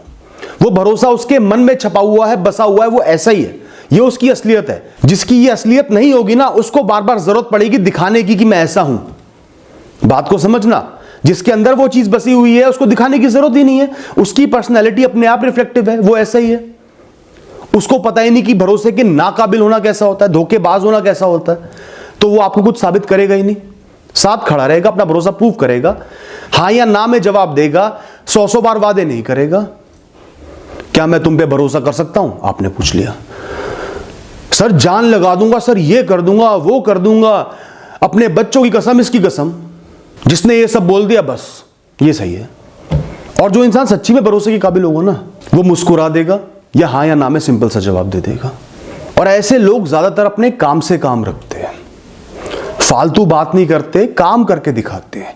काम पर फोकस होता है, रिश्ते निभाने पर फोकस होता है, साबित करने पर फोकस नहीं होता है। Thank you and all the best. नमस्कार दोस्तों, श्रेष्ठ जीवन के लिए विष्णु पुराण में ऐसी बातें बताई गई हैं जिनका ध्यान रखने पर कई प्रकार के लाभ प्राप्त हो सकते हैं। जो लोग इन बातों का ध्यान नहीं रखते हैं वे स्वास्थ्य संबंधी परेशानियों का सामना करते हैं। आइए जानते हैं विष्णु पुराण में ऐसे कौन से 5 कामों के बारे में बताया गया है जिन्हें ज्यादा देर तक नहीं करना चाहिए। पहला काम है स्नान करना। नहाना स्वास्थ्य के लिए फायदेमंद है, लेकिन अधिक समय तक नहाने पर स्वास्थ्य संबंधी नुकसान हो सकते हैं। सर्दी, जुकाम, बुखार हो सकता है। नहाने का काम जितनी जल्दी हो सके उतनी जल्दी खत्म कर लेना चाहिए। सुबह सुबह नहाना श्रेष्ठ माना गया है और सुबह के समय में वातावरण में ठंडक होती है, अतः ऐसे समय में अधिक समय तक पानी में रहना हमें बीमार कर सकता है। दूसरा काम है सोना। अच्छे स्वास्थ्य और लंबी उम्र के लिए जरूरी है कि पर्याप्त नींद ली जाए। सोने का समय बहुत कम या ज्यादा होने पर स्वास्थ्य बिगाड़ हो सकता है और मोटापा भी बढ़ सकता है। कई लोगों के साथ समस्या होती है कि उन्हें जल्दी नींद नहीं आ पाती, वो रात भर करवट बदलते रहते हैं और फिर देर रात उनको नींद आती है। सोने में भी अधिक समय नहीं लगाना चाहिए। जल्दी नींद आ जाए इसके लिए हर रोज ध्यान और योग करना चाहिए। कुछ देर तक शारीरिक परिश्रम भी करना चाहिए। तीसरा काम है जागना। जागने के लिए सुबह सुबह ब्रह्म मुहूर्त श्रेष्ठ बताया गया है। इस समय वातावरण साफ और पवित्र होता है जो कि हमारे स्वास्थ्य के लिए लाभदायक है। हर रोज जल्दी जागकर ध्यान योग करने और टहलने पर शरीर निरोगी रहता है। जल्दी जागने के लिए रात को जल्दी सोना जरूरी है, अतः इन दोनों कामों में हमें अधिक समय नहीं लगाना चाहिए। चौथा काम है काम क्रीड़ा।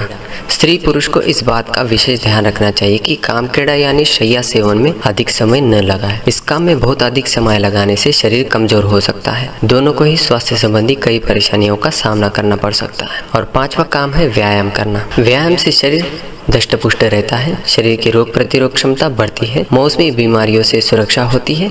लेकिन व्यायाम में बहुत अधिक समय नहीं लगाना चाहिए। अधिक समय तक व्यायाम करने से थकान हो सकती है और शरीर में दर्द हो सकता है, अतः व्यायाम उतने ही समय तक करना चाहिए जितना हमारा शरीर सहन कर सके। ये थी वो 5। भी आपने ये सोचा है कि आज का यंगस्टर आखिर सुसाइड जैसे गलत कदम क्यों उठाते हैं? जस्ट बिकॉज वो अपने अंदर सारी नेगेटिविटीज को जाने से रोक नहीं पा रहा है।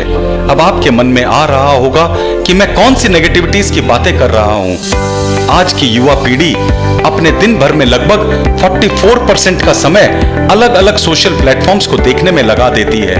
अब वो कुछ भी हो सकता है, जैसे कि इंस्टाग्राम, यूट्यूब, फेसबुक, व्हाट्सएप वगैरह वगैरह। अब ध्यान से सुनिएगा कि वो इन सभी सोशल मीडिया प्लेटफॉर्म्स पर रोजाना 2 ही तरह की पोस्ट देखा करते हैं, या तो पॉजिटिव पोस्ट्स या फिर नेगेटिव पोस्ट्स।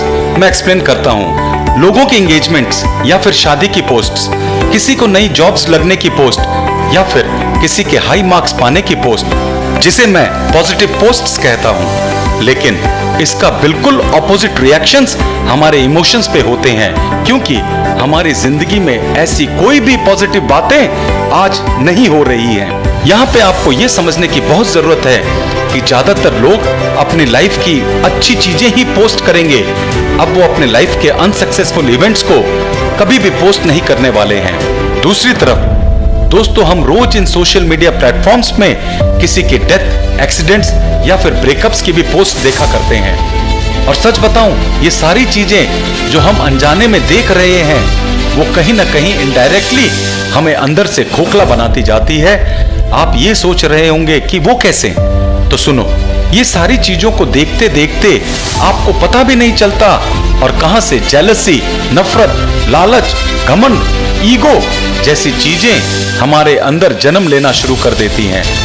सारे बड़े बड़े मेंटल हेल्थ रिसर्च ऑर्गेनाइजेशंस आज एक ही बात कर रहे हैं कि जब हम अपने आप को ज्यादा अकेला रखना शुरू कर देते हैं और सोशल मीडिया में अपने आप को इन्वॉल्व कर लेते हैं, तो बस समझ लीजिएगा कि तभी आप रोजाना तरह तरह के दर्द के घूंट को भी पीना शुरू कर देते हैं।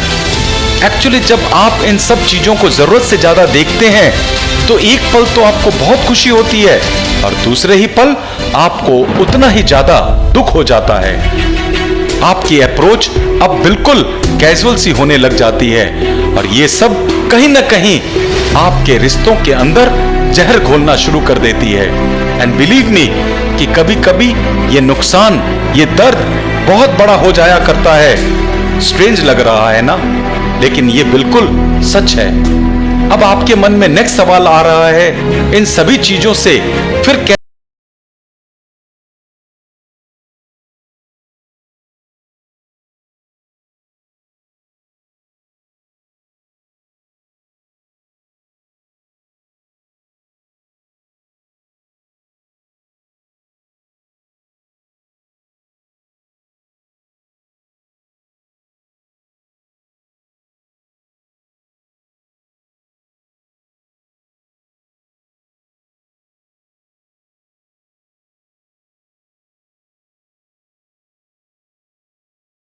हैं। सेल्फ कंट्रोल के लिए डिटैचमेंट को भी समझना बेहद जरूरी है। भगवत गीता का एक श्लोक शायद उससे सरल तरीके से आपको और कोई नहीं समझा सकता कि लाइफ में डिटैचमेंट किसे कहते हैं। Detachment is not that you own nothing, detachment is that nothing owns you. यानी कि चीजें आपकी जिंदगी को कंट्रोल नहीं कर सकती। ऑनेस्टली स्पीकिंग, कि चीजों को अपने करीब में रखते हुए भी उन्हें अपनी जिंदगी की चाबी नहीं थमानी है। मैं अपने वर्कशॉप्स में हमेशा कहा करता हूं, इंसान प्यार के लिए और चीजें इस्तेमाल के लिए बने हैं।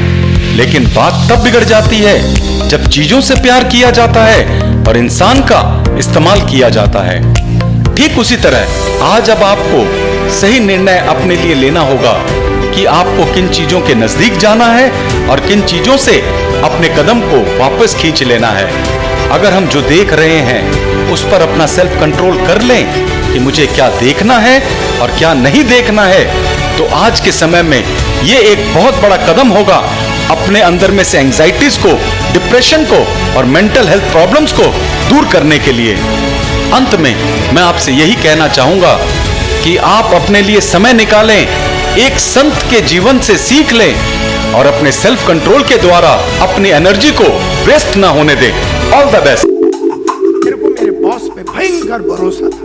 मेरे को मेरे बॉस पे भरोसा ये था कि ये मेरा करियर बनाएगा, ये मेरा नाम बनाएगा, ये मेरी इज्जत बनाएगा, ये मेरे को पैसा कमाने का रास्ता दिखाएगा, ये मेरे को ग्रोथ देगा, ये मेरे को डेजिग्नेशन देगा, ये मेरे को एजुकेशन देगा, ये मेरे को गाइडेंस देगा, ये मेरी तकलीफों को सॉल्व करेगा। ये भयंकर विश्वास की वजह से साधारण आदमी 10 बजे काम करता था, संतोष नायर 6:45 बजे रोज फील्ड में रहता था।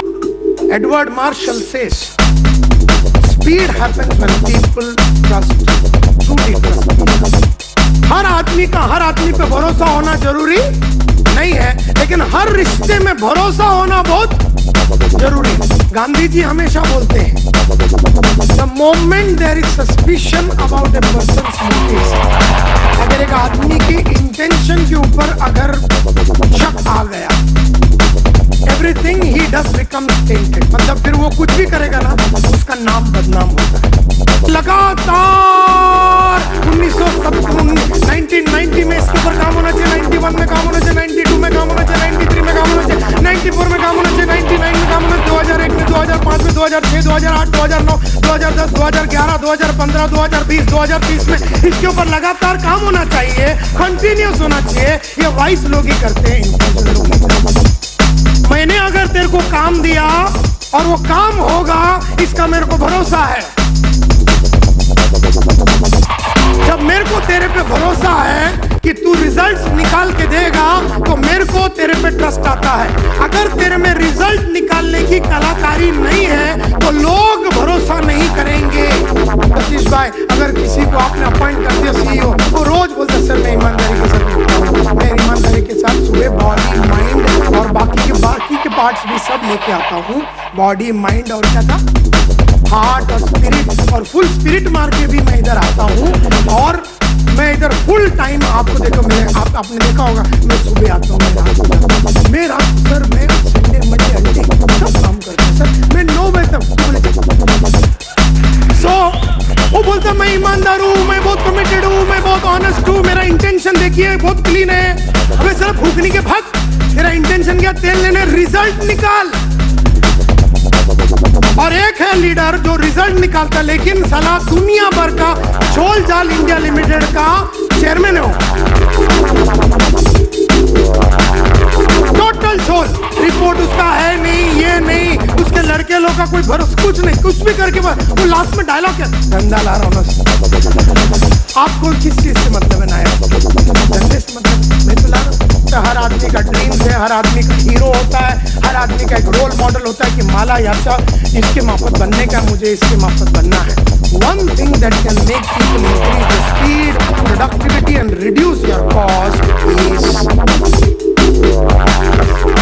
इसको अगर मैंने काम दिया तो ये अपना हार्ट, माइंड, बॉडी और स्पिरिट डाल के काम करेगा। जब मेरे को उस आदमी पे भरोसा है, यानी कॉन्फिडेंस है, that is the first thing, that is trust.